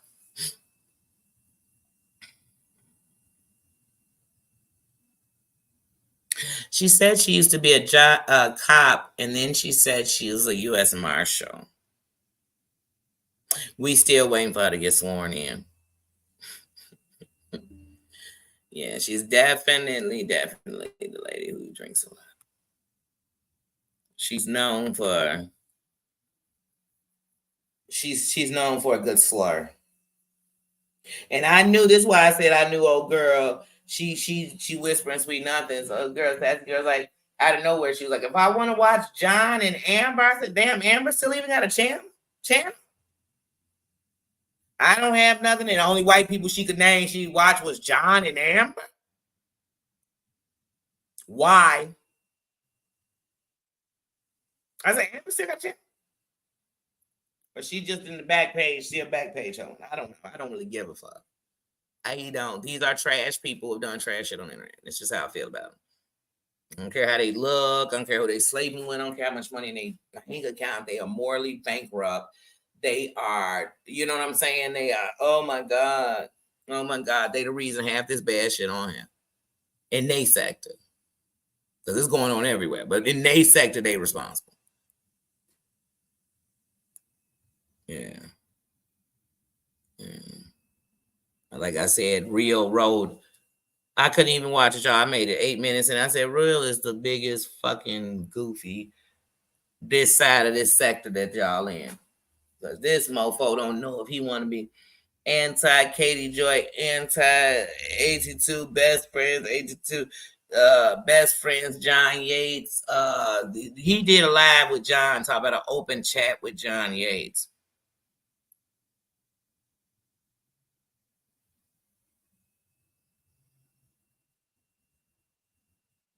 Y'all motherfuckers will do anything for super chat, super stickers, and all that. Let me tell y'all something. I've been blessed.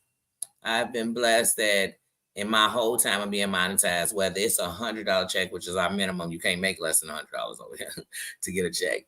But I have been paid every time. Have I made the kind of money to me to make on YouTube where we should be talking about it? Should be like making 20,000 to more a month, and then we should be talking about a check. Other than that, it's not going to really cover your whole life coming once a month.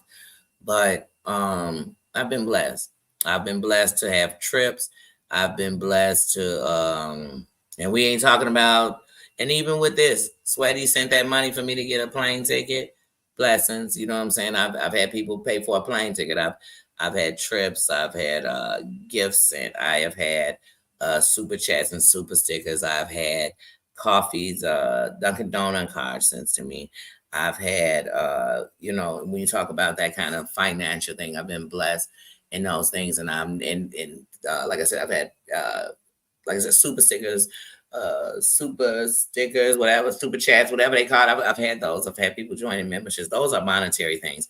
The priceless things I've got on here is I have realized that as a woman, it takes us to stand together. And I've come to a better place with women than I've ever been with women in my life. So even though I know women can be shitty, I know that some of the worst people to ever treat me bad in my life were women. But I also know that women are the backbone to society, that we are the foundation, we are the glue. So enough of us got to be standing. And I want to be on the side that's standing. So that's what I've been doing. I've been grateful for that. I've been grateful to come on here and be me unapologetically. And that helps me to see people for them. My crown is respected because I respect the crowns everybody else wear. I have come on here in a time of depression and learned to channel me better, learn me better, and love me better, which makes me better. So when people want to knock it, I can think of the good things that came out of it. And I ain't come on here to use nobody. Yeah, I can't watch them. Okay. But yeah, I don't. So I'm not. And like I said, in the last couple of years, I've seen some of the most horrific shit. And I told y'all when I came in here as a content creator that I watched a content creator be bullied till they committed suicide. I watched that. Ain't no comeback. They didn't get to do it over. They didn't get to take it back. People didn't get to say sorry, and make it better. They didn't, and we are adults. These are grown-ups.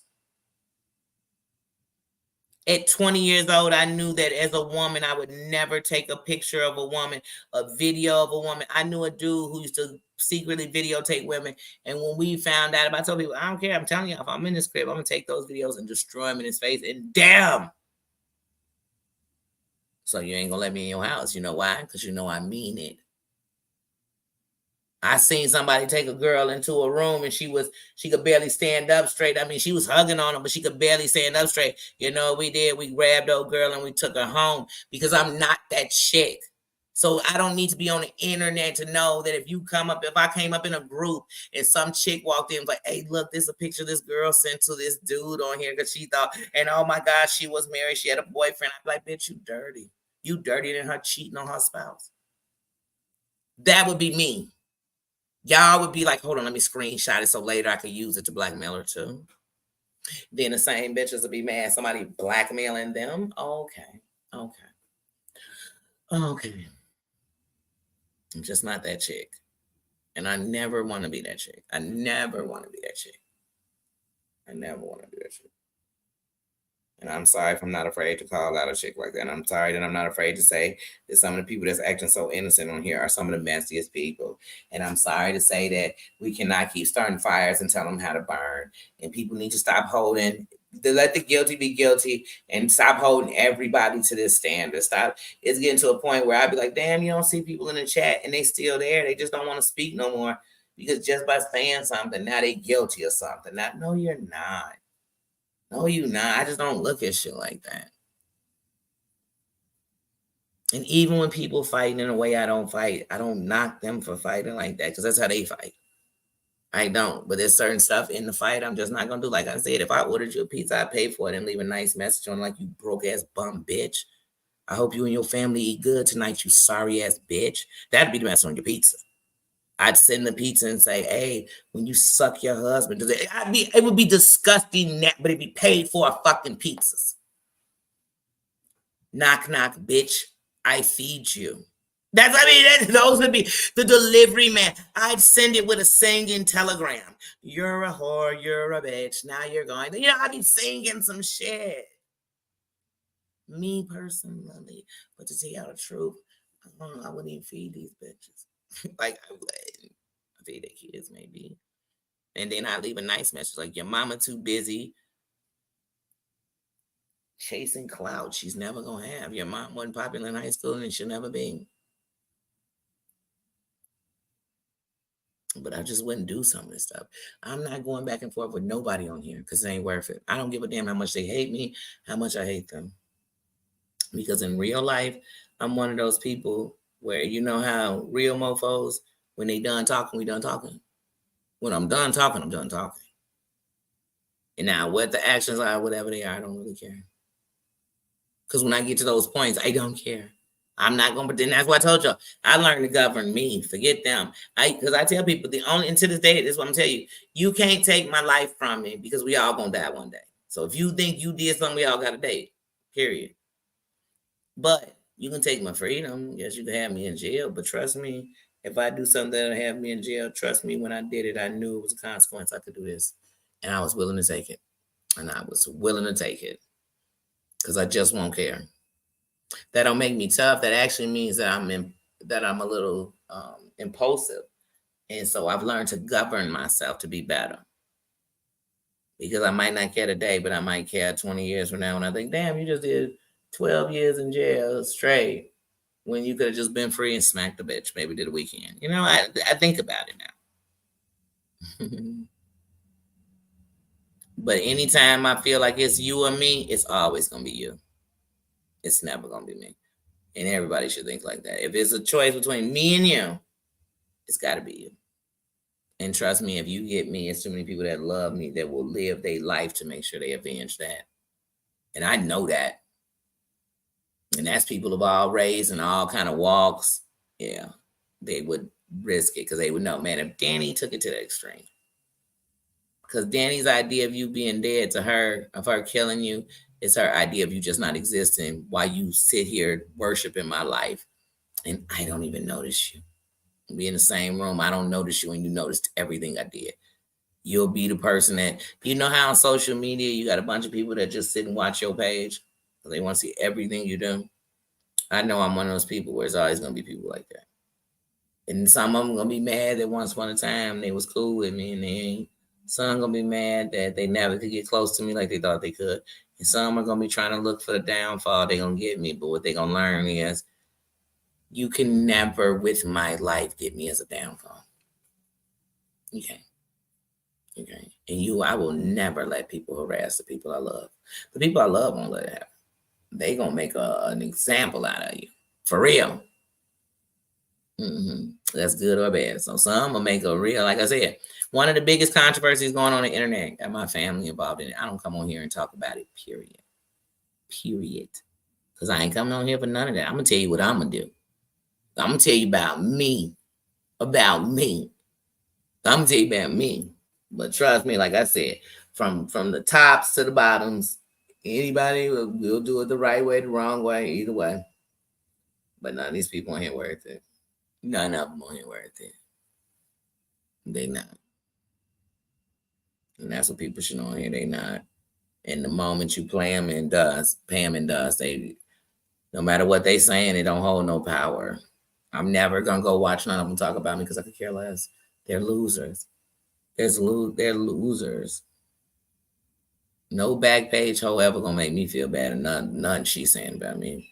Period. No hoe who told me she was bent over on a tree looking at her daddy in the house from the back of her house getting screwed by dudes she probably met online. No heifer that told me on the internet a man's name, and I looked it up and he owned a whole restaurant. And then you 1 minute he done assaulted you, the next minute you best friends with his family. Make up your mind which one is going on, girl. Like that's no heifer like that ever. No man who I watch brass knuckle fight his husband, live in some heifer garage, who he met off the internet, all this stuff, not off.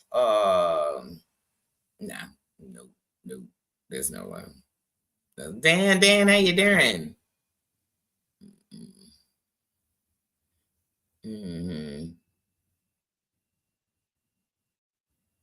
Right. That's because she never talk about nothing. She talking fucking circles. She talking subliminals, and she's slurring half the time. So she mispronouncing the shit out of words. Who looking at their dad?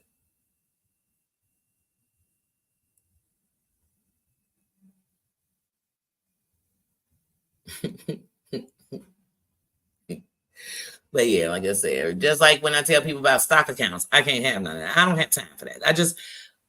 If I got something to say, I'll come in your chat and say it. But here's my whole thing. Even if I'm watching your live, the thought of me coming in your chat to be disrespectful, even if I don't like you, to me, that's lame shit.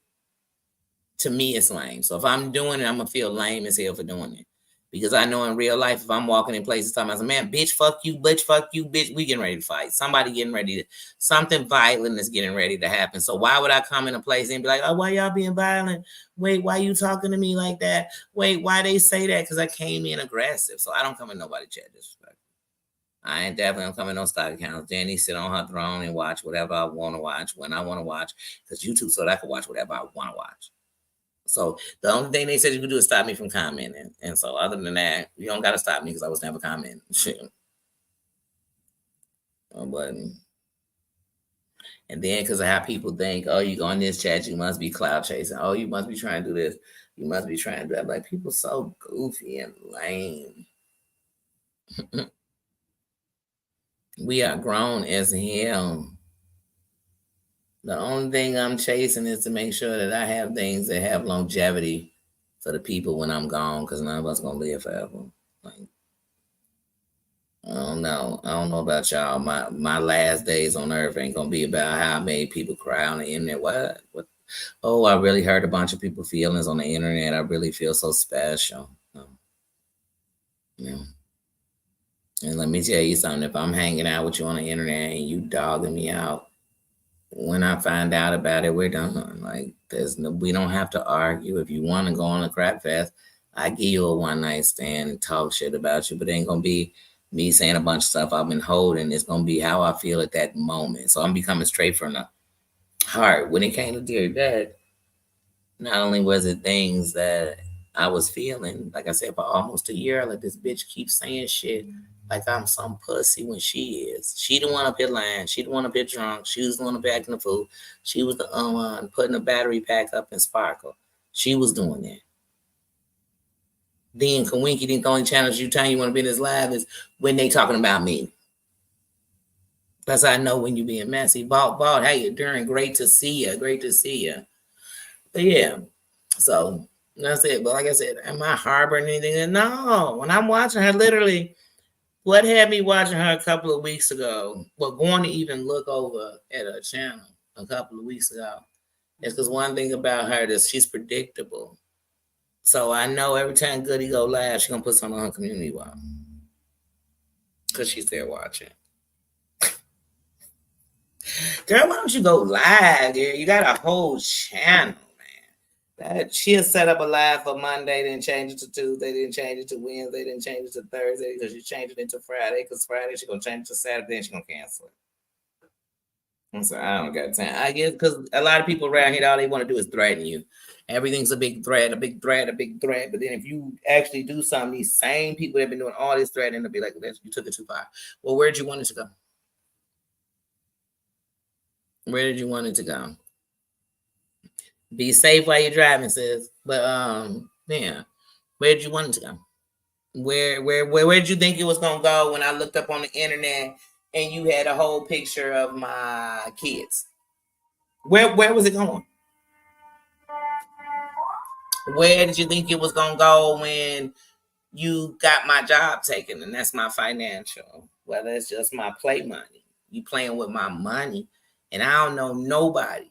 I don't give a damn. You white, you black, you Mexican, you man, you woman, you gay, you straight, you shorter, you taller, you fatty, you skinny.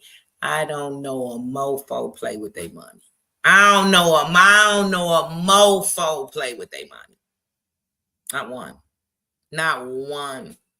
Not one. It's people that people have made examples of over petty money. Man, you playing with my constant money. Like, and we supposed to just be playing. Oh, okay. Well, then you're not gonna like how I play back. You know what I'm saying? Like, Yo, you playing with you playing with somebody I love and they mental. No, there's just stuff people do on here. You just be like, but you're surprised it's not more homicides on YouTube. I'm not. I'm actually glad it's not. That tell me it's a bunch of just woofing people. But here's the problem: some of y'all gonna run up against real people who are not going to play with you. And you're gonna look up and your job's gonna be taken in, your place of home is gonna be gone, and your you know what I'm saying, your likelihood is gonna be gone. You're gonna be standing there pumping your gas or something, and somebody's gonna just come out. And see, here's the problem: most of y'all are looking for people y'all know what they look like. What about the people you don't know?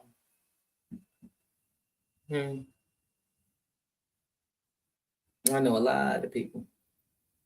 Nobody know who somebody know. Nobody know where somebody gonna be and who they know that. And all these people playing on the internet. And to me, that's just dumb. So like if somebody came looking for me, that's what I said. They would definitely be a threat to me. They would definitely be a threat. And I tell anybody I saw they came from the internet, they got to be a threat because I sure didn't invite them to my shit. I didn't invite them to come around me, and I didn't have my address neither. But if you show your punk ass up, I promise you, I'm gonna make sure the dirtiest people I know deal with you. And I'm gonna brag about it. I'm gonna brag about it. This is gonna be the funny part. I'm gonna brag about it. And I'm telling y'all gonna think it's a show. I'm gonna brag about it. I'm gonna show you the reports on the paper and shit about it. Mm-hmm. And I'm record when they come, and I'm telling them the story how this person came from the internet after they've done all these dirty, deadly things, and they hang with people that have done these deadly things, and I just didn't know if I was safe. And it would have been nice if y'all thought it was like, oh, we made it quick. No, it's gonna take long. I mean, it's gonna be a painful. Like when the police are sitting there listening to my story, they'll still be gargling their blood. And I hope they do the same thing to me. So shut up with their friends, because I'm not. And that's how I feel about anybody. Just like I feel like every American should have should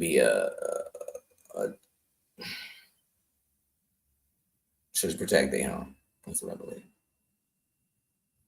I ain't got time to say it politically correct and all this stuff.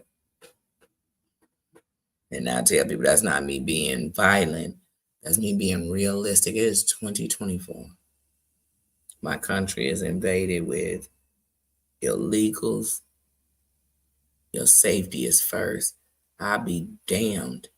I ain't letting one of them come to my crib. Be damned if I let another American think it's okay when we both American and we know that's not okay to show up to my home, to threaten my work or my safety, my family.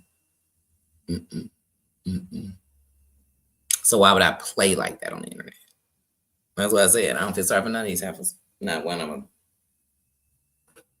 I don't feel sorry for one of them.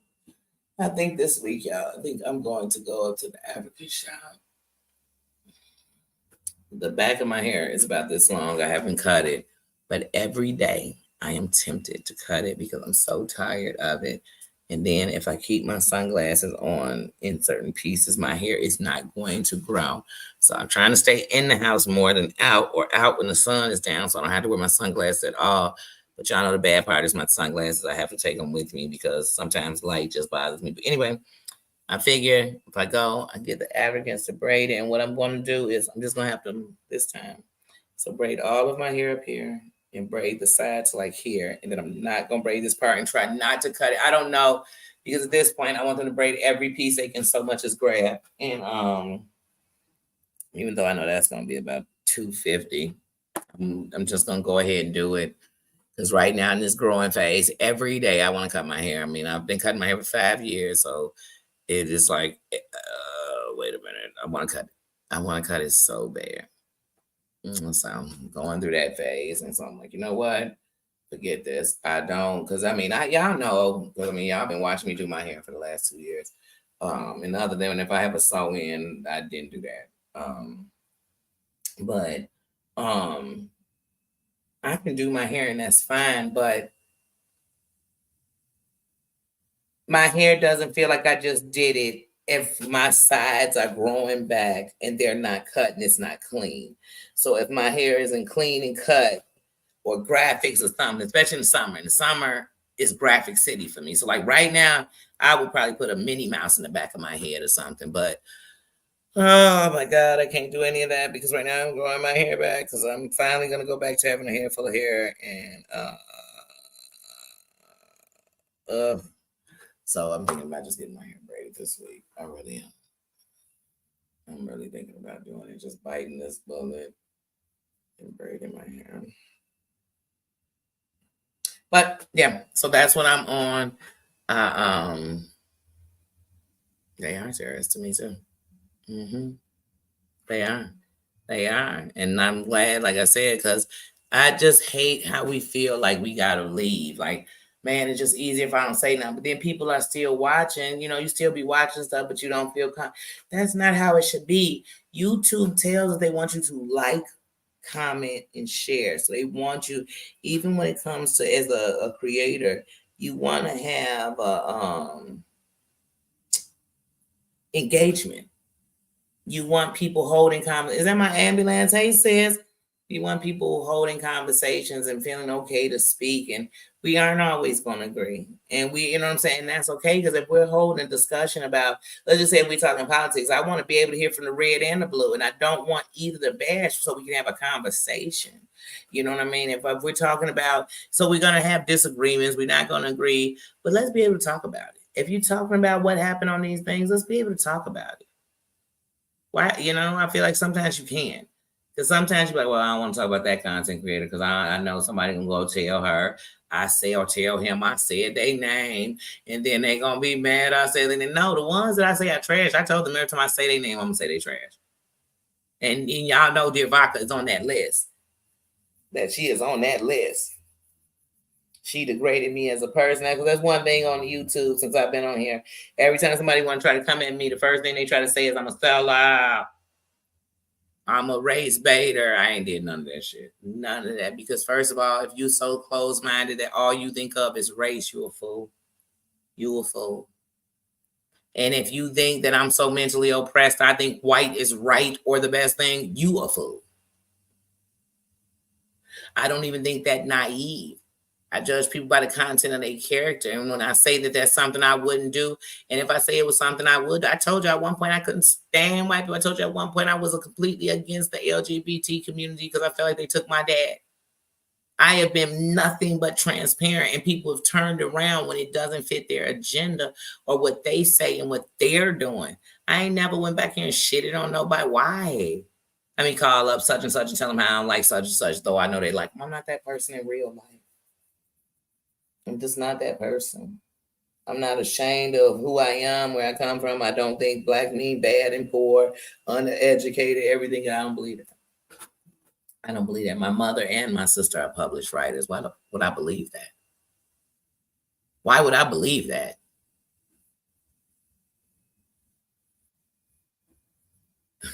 I wouldn't. Stacy, my U.S. Navy vet, how you doing? It says, how's everybody doing? Ambulance, how are you doing? Happy Saturday. It's good to see all of you. And, that's one of the things I love when we can. One of the only reasons I come live, because honestly, I would truly just be a content creator who put up uploads and shorts and stuff like that. And I probably wouldn't really even come live. But to me, live gives you time to interact, to hold a conversation, to feel like I'm amongst people. Though we're being different states, different time zones, everything. But at this moment, we are in the same place at the same time. And so I enjoy stuff like that. So yes, please have a great time. I kept my granddaughter overnight. And so yesterday was a busy day with her. So I had her from about 3:30 until about 4. She got about here for about 4. And I had her until this morning at about 10:45. Yeah, so I had my juicer. And she is truly going through the phase of, let me see if I can fake cry to get everything I want. And I told her, you'll never win with me with that, because I'm not going to send you to a world that's going to allow you to cry. But see, one thing I tell people, what they call spoiling the kids, we need to do it. Give them love. I feel like sometimes we're trying to grow these kids up so bad so we can have our freedom. But I just really think, get the kids the love, give them a little extra, reward them for their greatness. I mean, all that, but the love, give it to them. Don't stop. Don't stop. Maybe we can break this chain of evil adults if we start saving these damn kids and shit. Because I'm telling you, some of the stuff we doing as adults, it's like, come on, y'all. The kids are doomed. If I think about my granddaughters, but I think if grown ass women are doing stuff that are causing grown ass women to say, I want to give up, this bothered me so bad, I did. So, going to these depressions. Imagine taking that in as a teenager, a preteen. These kids won't make it. Oh, yeah, is that fun? That's why I said, what happened to my ginger? What happened? Then she'll go from fake crying to being the cutest thing you ever seen, to doing the cutest things you ever seen. I said, girl, you such false advertisement. I cannot with you. I cannot with you. Such false advertisement. It does, ambulance, and that's what I love. You feel like you're there with them, and it's easy to get lost in it. And I feel like sometimes, and that's why even this year I slowed down with my lives, because I also felt like sometimes I was rushing because I was trying to do so much, but trying to make sure I got in to say hey and to pop in. So sometimes I felt like, dang, I want to say so much more. And then at the same time, you want to, because here's one of the things, and once again, just speaking as a content creator, like, you want to respect the people that you watch and that you respect, and you want to give it. But see, when you somebody like me, let me tell you something. If I just right now started telling y'all who I respect and who I watch, so I always try to make a time to fit in where, but also I have to make sure it's a time I got time to fit in. You know what I mean? And y'all know I don't want to come on here because life be gonna be life, and then sometimes it's heavy, and you just need to take a moment and sit still. And I think that what people do is life is heavy, and they come on here to vent, but not vent like in a way just so I can feel a little better. Vent on people. So I'm gonna be mean to you because I'm having a bad day in life. Because today the anniversary of somebody I lost because of this, because of that, because of this, because of that. They always got a reason. Yesterday was my grandmother's birthday, and I miss her like crazy. I miss her every day, not just on her birthday. I do, but I'm so grateful that I ever had her in my life. For the good, for the bad, I'm so grateful. I'm so grateful that my real grandmother had passed already before I was born. And so I would have been born and had no grandma. But I was grateful that my whole life until she passed. And my grandma passed when I was 30. But since my grandma passed, I had her until she passed, I had her in my life, and she was a blessing. She was a light, and she was a queen. And I'm grateful for her. And so when I come on here, I know that one day I'll be gone, and I want my grandkids to be grateful for me. So even if they heard me snap, they would know that inside the revolution is there's many sides. And that's all I did. I don't if it's anything I would want to take back on here, um, it'll be the things I didn't do. It'll be the times I didn't speak. It'll be the times I should have came into a chat, but once again,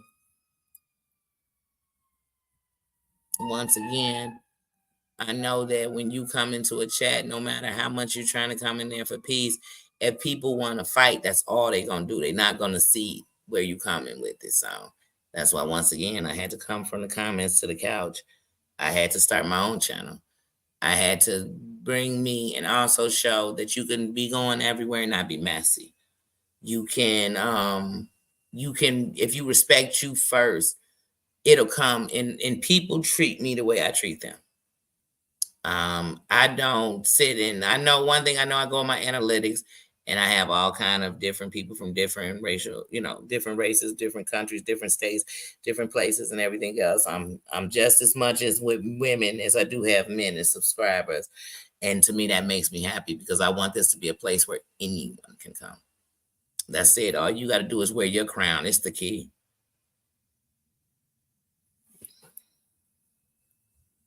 Trust. What was it, on Netflix? Mm-hmm. It's just, I mean, you think about it. If we made movies, which I actually am really thinking about doing some 10-minute short films and using real situations over the years that I've seen on YouTube, um,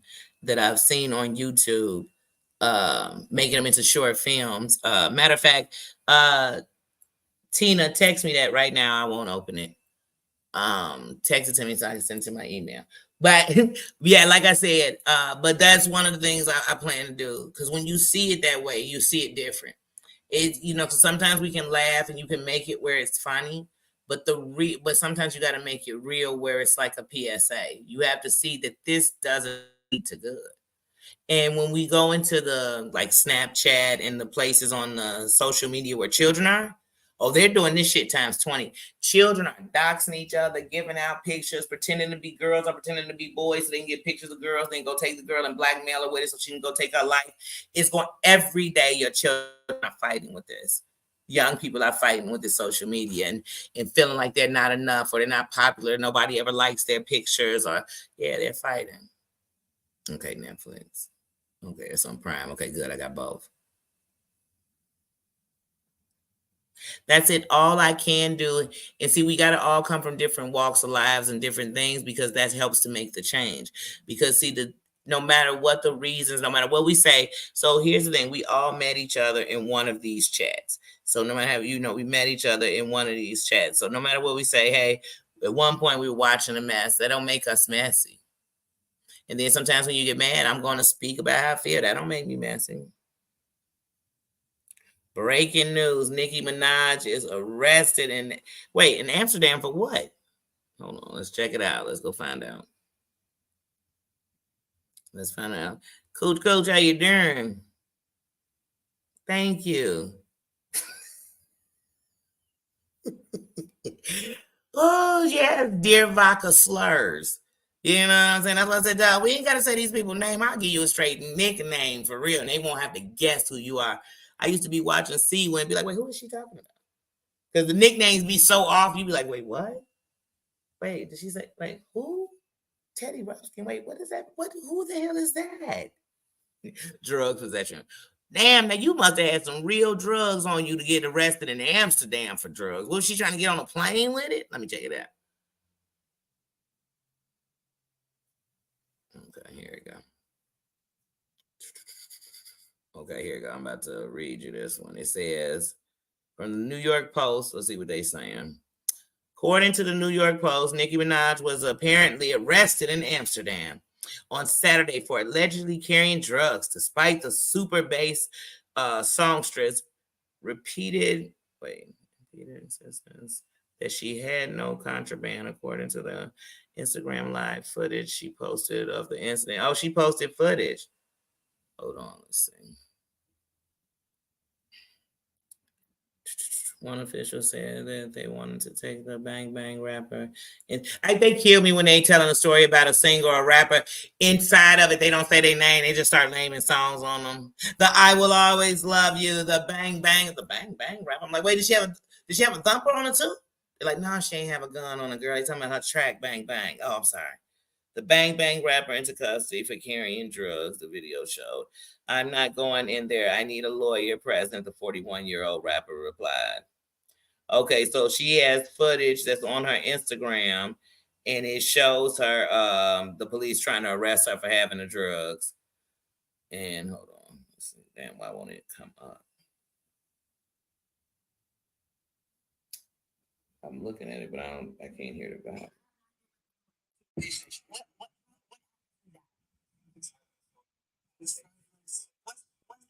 the police precinct? You will get your next show. You have to do it very fast, and we will help with. You're talking about my show? Yes. What about it? Yeah. We told that they will help to try to get you. They'll help to try to get me to my show. How? To do it as soon as possible. But what am I doing? What am I doing? I never gave anyone. I never. Oh, so I'm under arrest. Yes. But under arrest for what? So for no. I'm under arrest for what? Do you know what happened when I came here? Go inside. What you said? Can you please stop?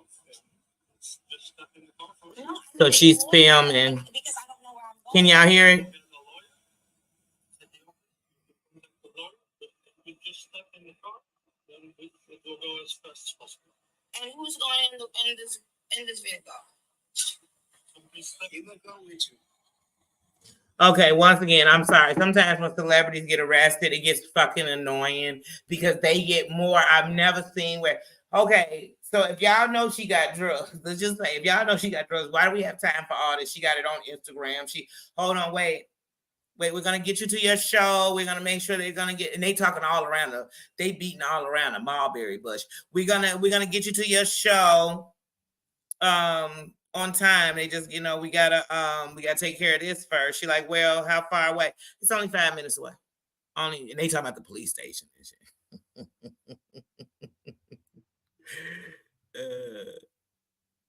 Wait, you done sent an open letter? Hold on, we better check it out right here. Hold on, it's on your community wall, dirty. Hold on to your love.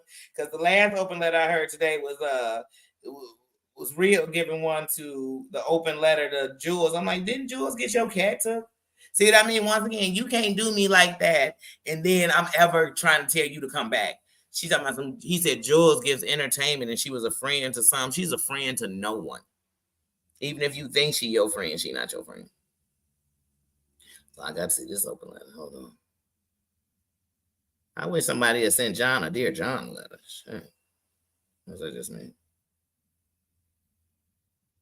Let's see. Let's go to coach.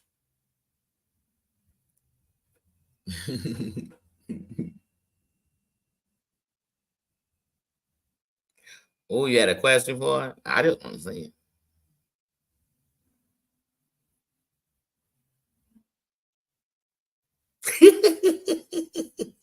Hold on.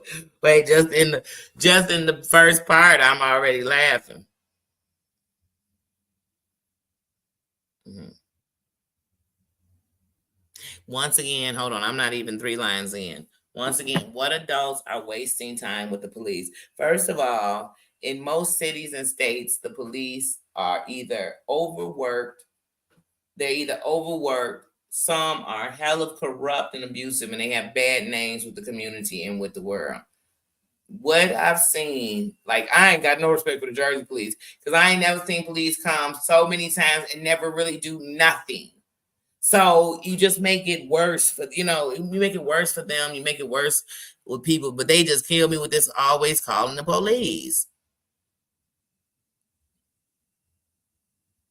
Oh yeah, we would have been quickly. We could have been drinking our cup of coffee and been like, "Officer, I just want to take one more sip since I got to go down here because you done found these drugs." Because we would have knew. She still had a purse on her arm, so it seemed like where did they find it? I mean, did she drop them? Where did they find it? I don't know. I'm lost on that. I'm gonna have to really watch that. But she got time to talk to him. And here's the funny thing. First, she said she didn't know she was being arrested, but she said she had to get a lawyer. I said, wait, but to just talk to the police. I can't. I'm not about to do this. I'm not. But celebrities, first of all, celebrities, people with private jets, people with all that stuff, they're the people who smuggle in stuff from other countries. And these celebrities just be in and out of, I mean, they be in some of the hottest. You know how when you on the highway and you go through certain states, they say, oh, with a drug traffic. So they pay attention when you come into those tolls. Did you just come through and then come right back? Because they'll stop you because they paying attention to that stuff, right? Why don't they do that to celebrities? Because it sounds like they be flying to anywhere where you could just smuggle back in anything you want. They go once a week and they just come bringing back whatever and whoever, children or dogs, cats, all kind of stuff. But then when I watch Border Patrol, they act like they can't let you bring in certain plants, nothing. But they seem like people be bringing in everything.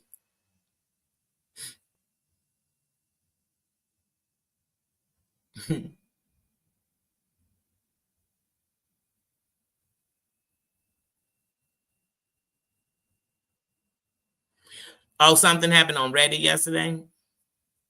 I wouldn't know. I've never went inside of Reddit.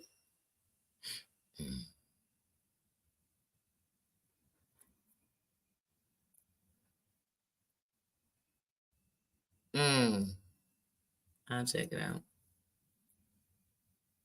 But yeah, like I said, to me, just be yourself. I like people for them. So some people I used to just be in chats and they were always funny.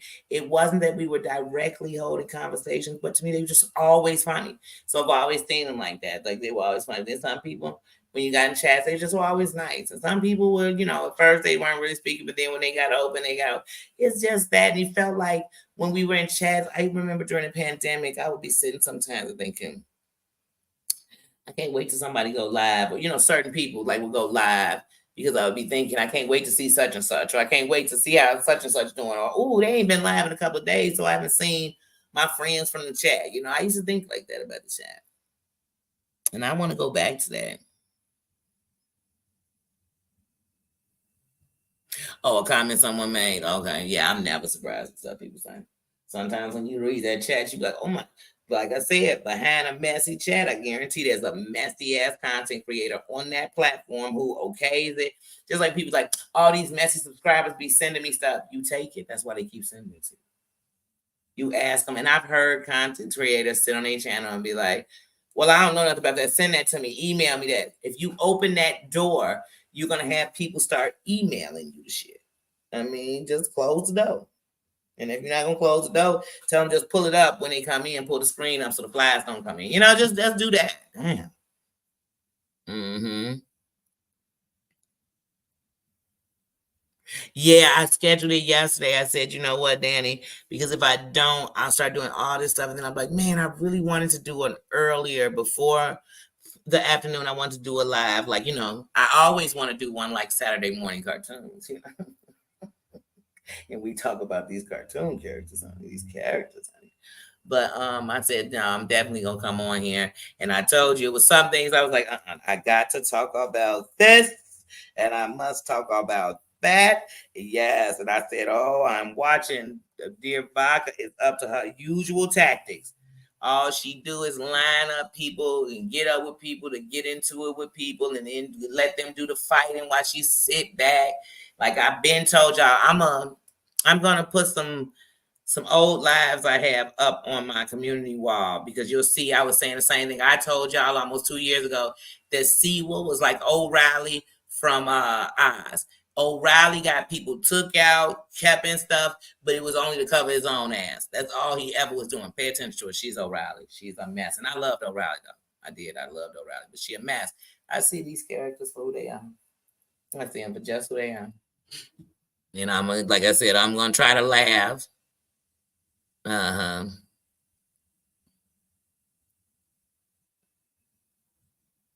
Mm-hmm. And you know what, Coach? I say it all the time. All of us, especially when you're on the internet heavy, it's just like right now for me with politics. Y'all know I'm very big in voting. And for me to be big in voting, I have to understand that that's what I'm big about is the vote. Your vote is very important. Everyone's is, no matter what it is, and if it's not the same.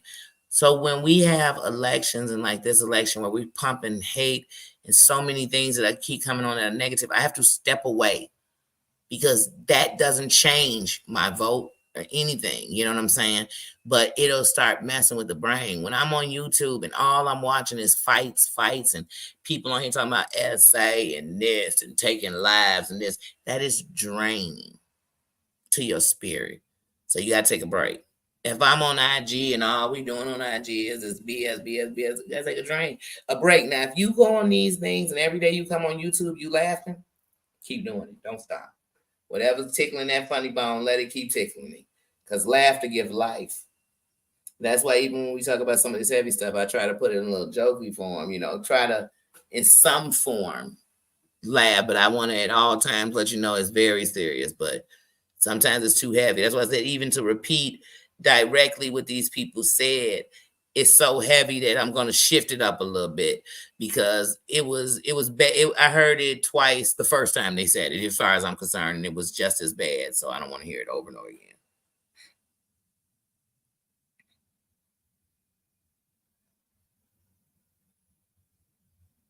Mayhem.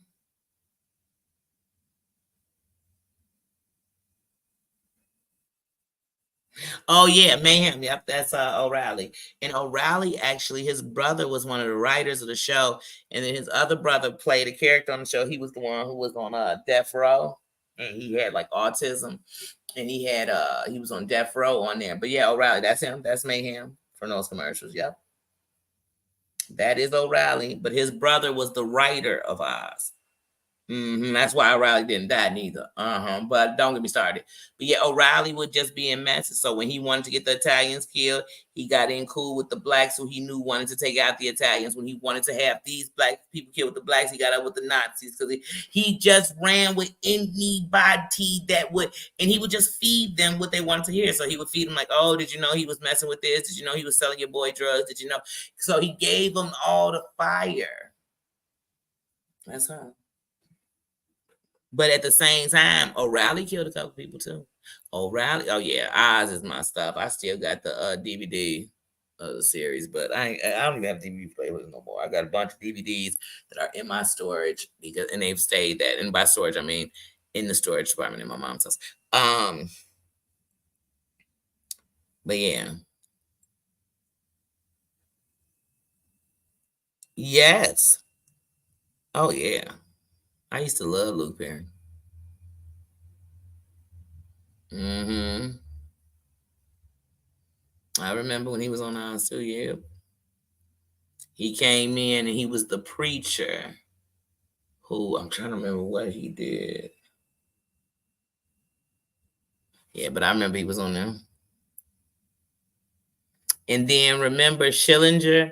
Schillinger was a Nazi. He was a Nazi who turned Tobias out. Tobias was drunk driving, killed a little girl, drunk driving. He got up in there, and then they got up in there, they turned him out first night. He belonged to the Nazis. It was so much.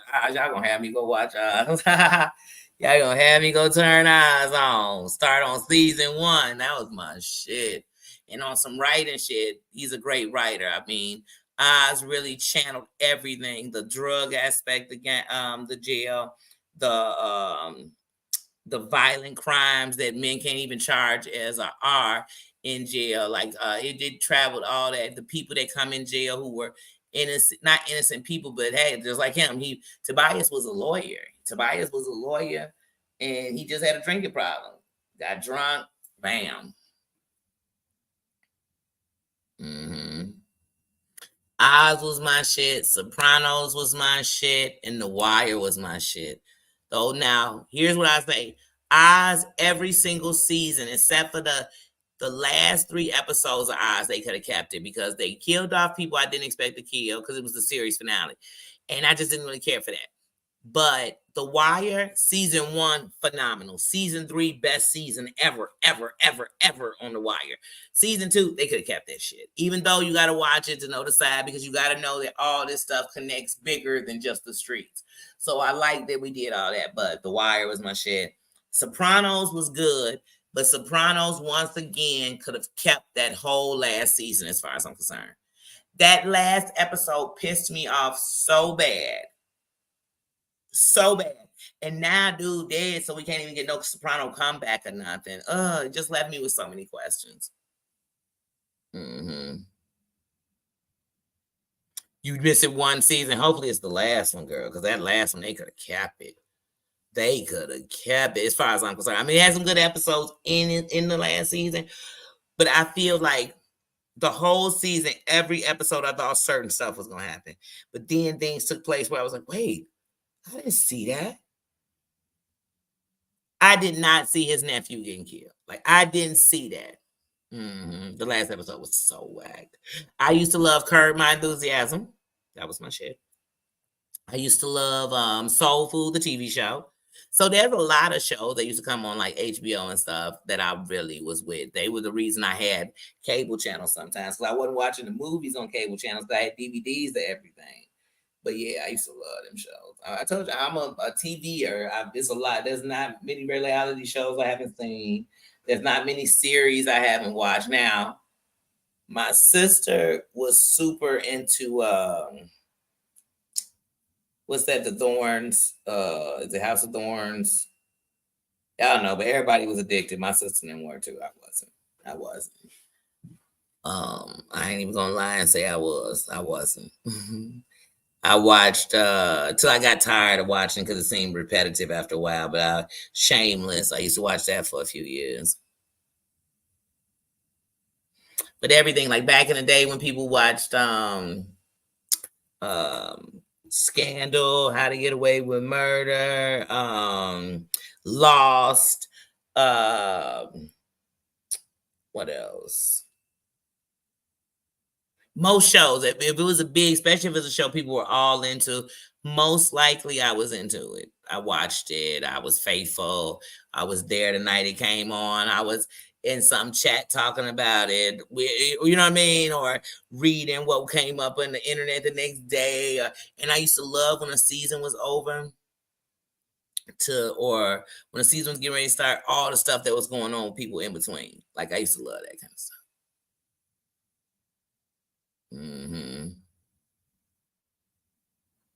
Oh, see, so you got to watch them all. Yeah, see, like I said, sweet.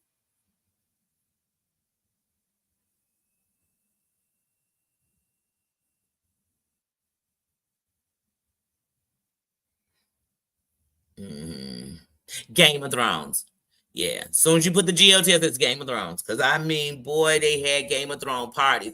Game of Thrones. Now, I'm not gonna lie. I used to watch Laguna Beach and have Laguna Beach parties. Like we gonna sit, drink, walk, talk about the episode because we loved the Laguna. I mean, because some shows they had you like that where you got up with a group of people and watched them. That's how Scandal was. You wanted to watch that shit with a friend so you could talk about it. I mean, some shows you just love. NCIS, yeah, and then you know what? Back in the day when they first started coming out, what was the first ones? It was because they got a bunch of little series off of that. But yeah, those are good ones. I used to love all the Law and Orders. Oh my God. But now I think for me, if I'm gonna watch Law and Order and go binge watching it, it's gonna be SVU or the regular Law and Order. Because the Criminal Intent, though I love dude, I'm just be like, one, he just be talking too slow for me. They could have had Keanu Reeves do this because he gonna give me that same monotone as I can't. Oh, and the first 40 girl ambulance, when I tell you, probably up to season 16 of the first 48, I can literally, as soon as the episode come on, I'll remember because I mean, talk about binge watching. On the night, on Thursday night, when the episode of First 48 was gonna come on a new one, I would watch episodes like I hadn't seen them. All them episodes leading up. Now see, you're gonna have me on a binge. The first 48, boy, you already know. As soon as that clock starts hitting a certain time, here come the snitching. They coming. They tell. They telling. They tell. They should. Survivor parties. People used to have survivor parties. People used to have. I don't know if y'all used to do it, but I know people who used to have that American Idol when they would be doing Hollywood Week. They would have them American Idol parties and shit. Now I used to like the what was that not So You Think You Could Dance, the one that Randy Jackson, not the Jackson Michael Jackson brother, but Randy Jackson was one of the hosts, and so was a old girl who did your lip gloss is popping, my lip gloss. Her. Mm-hmm. Shit, when I was a kid, you could be outside playing, boy. When that Cosby Show was getting ready to come on, everybody went inside. On Fridays when them shows, them TGIF shows came on, boy, you was there to watch them. Claudia, hey sis, how you doing? Mm-hmm.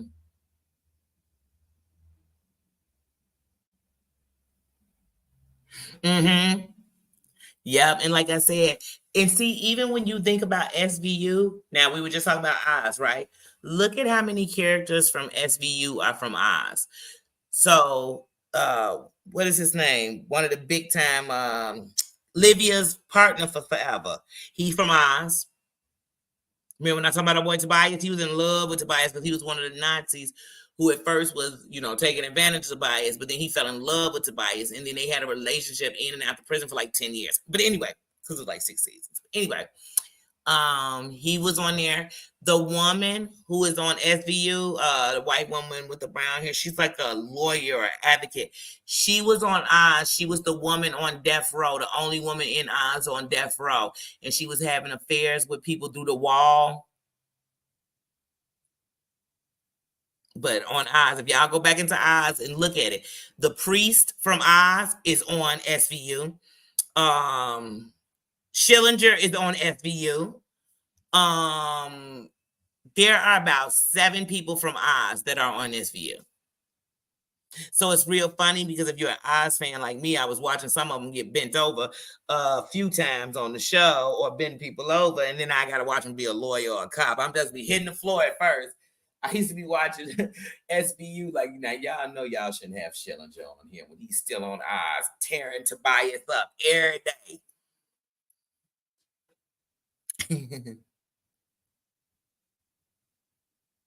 Oh, yeah, I'd prefer to do it at home because we used to like order pizza or make tacos or, have something like that, have some tequila or have a drink, have some beers, make some slushies, whatever. We would do it like that. Of course, we blowing. That's right, because at my crib, I can blow.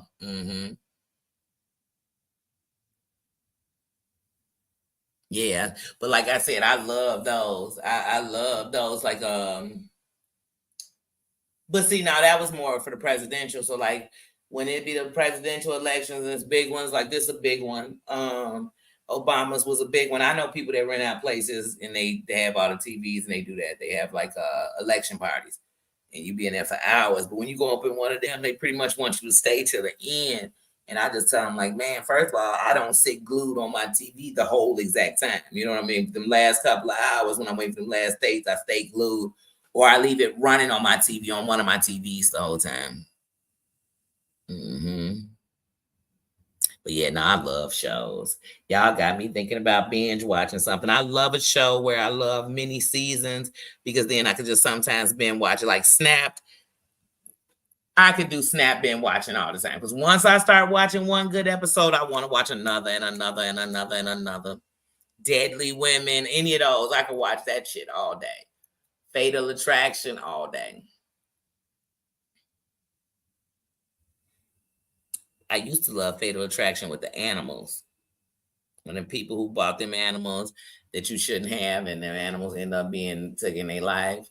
That was a good one. Fatal Attraction with animals. That was a real good one. Animal Planet. But yeah, like I said, now y'all got me wanting to watch a show. But I'm about to take this shower, get dressed, because today is just gonna be a chillax day for me. I'm super chilling. I'm thinking, because I'm debating tomorrow. I'm gonna go by my nephew's, go by and see my nephew. And then I think I'm gonna stop by this bar, but they're doing a simple barbecue, not a big one. I think I'm gonna stop by there for a little bit. You know, I'm gonna do my pajama jammy jam. So today I'm literally just chilling. The most I probably do is take my blankets and stuff to the laundromat. That's probably the most I'm gonna do today. But I'm chilling today. Like I said, my granddaughter had me up at 6 o'clock this morning. So if my butt don't take a nap before 5, I'm doing good. But yeah, y'all, I have enjoyed y'all. I've enjoyed everybody who has stopped by. I have enjoyed that I got all the shit on my list. I told y'all, look, wait on me. I told y'all I had a list of things that I was like, Daddy, don't you forget to speak on this today because that's what we do. We watch all this stuff. Why should we hold it in? I remember when I used to watch stuff on YouTube and I would be with my friends and I'd be sitting there like, oh yeah, then it was so funny. This they didn't know none of the people, they didn't know nothing I was talking about. So they kind of be like, wait, what? Who? Wait, who's that? What they say? What they say? So when I'm on here, I'm talking with people that know exactly what we're talking about, who we're talking about, when it happened. So we should be able to do that. This is where we should be able to come and talk about what we saw on YouTube or how we're treated or how we want to be treated better.